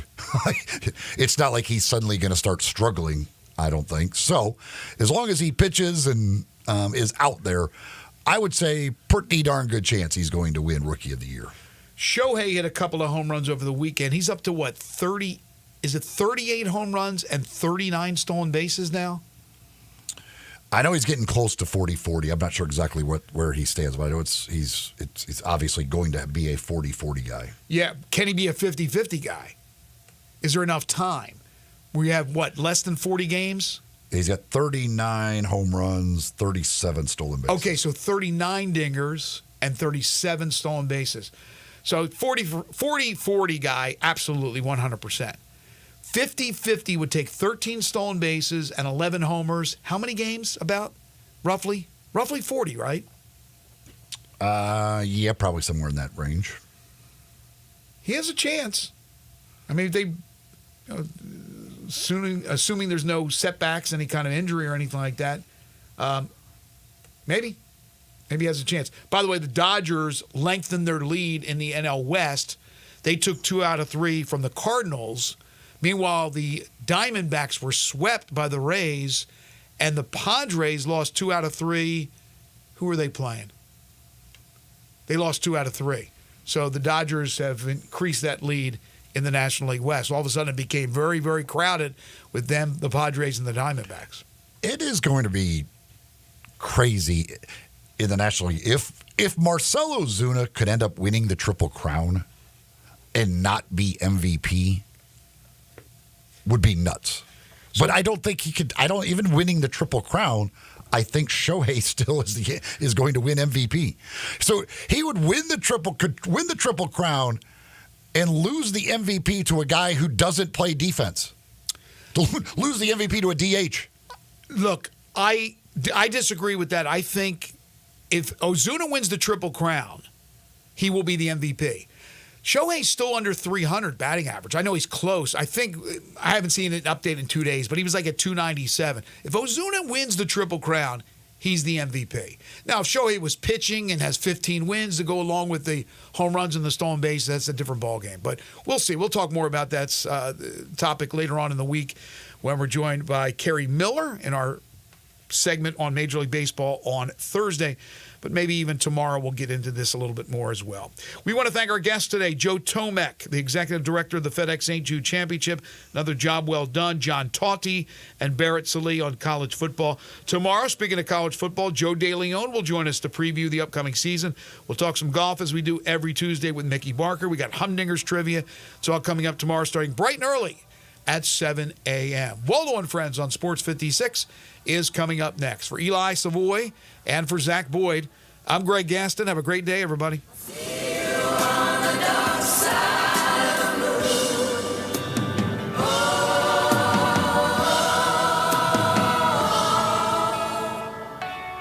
Looking for sports in all the wrong places? Try the Owner's Box Sports Bar and Grill in Lakeland Town Square. Fun, friendly, exciting, and comfortable with wall-to-wall TVs for all your favorite games, 24 taps for all your favorite beers, including NA and local craft beers, and an in-front-of-the-wall full bar for all your other favorite beverages, including a full wine list. And in an upscale menu, patio seating, daily specials, and events, and you found all your sports in the one right place. The Owner's Box Sports Bar and Grill in Lakeland Town Square, Highway 70. Locally owned and operated for over 40 years, Automatic Gates Construction tailors custom gate solutions for all your residential, commercial, and industrial needs, including repairs, maintenance, and installation. Automatic Gates Construction specializes in designing and installing automatic gates and fencing that seamlessly blends security, functionality, and aesthetic appeal. Elevate the safety and efficiency of your property with a premium gate solution. Automatic Gates Construction at myautomaticgates.com. We're in the break room at a traditional jewelry store here. Hey, Mark, I know it's our job here to try and sell every piece of jewelry, but don't sell this ring. I'm going to try to use my employee discount to buy it for my wife. Okay, but you know you can get a better deal at Genesis Diamonds. Genesis Diamonds? Are you crazy? Better not let the boss hear it. All I'm saying is I got a pair of diamond set earrings there for my wife and paid a lot less than what we charge here, even after my employee discount. Wow. You never know who you'll see shopping at Genesis Diamonds. With no middleman pricing on the best selection of diamond rings, earrings, pendants, bands, and bracelets, it's a no-brainer. I admire your dedication to our jewelry store and not going to Genesis. I know the boss really appreciates your loyalty. It's just the right thing to do, man. And it's nice your wife won't mind getting a smaller diamond. On second thought, can you cover me while I take a break? Genesis Diamonds, the smart alternative to old-fashioned jewelry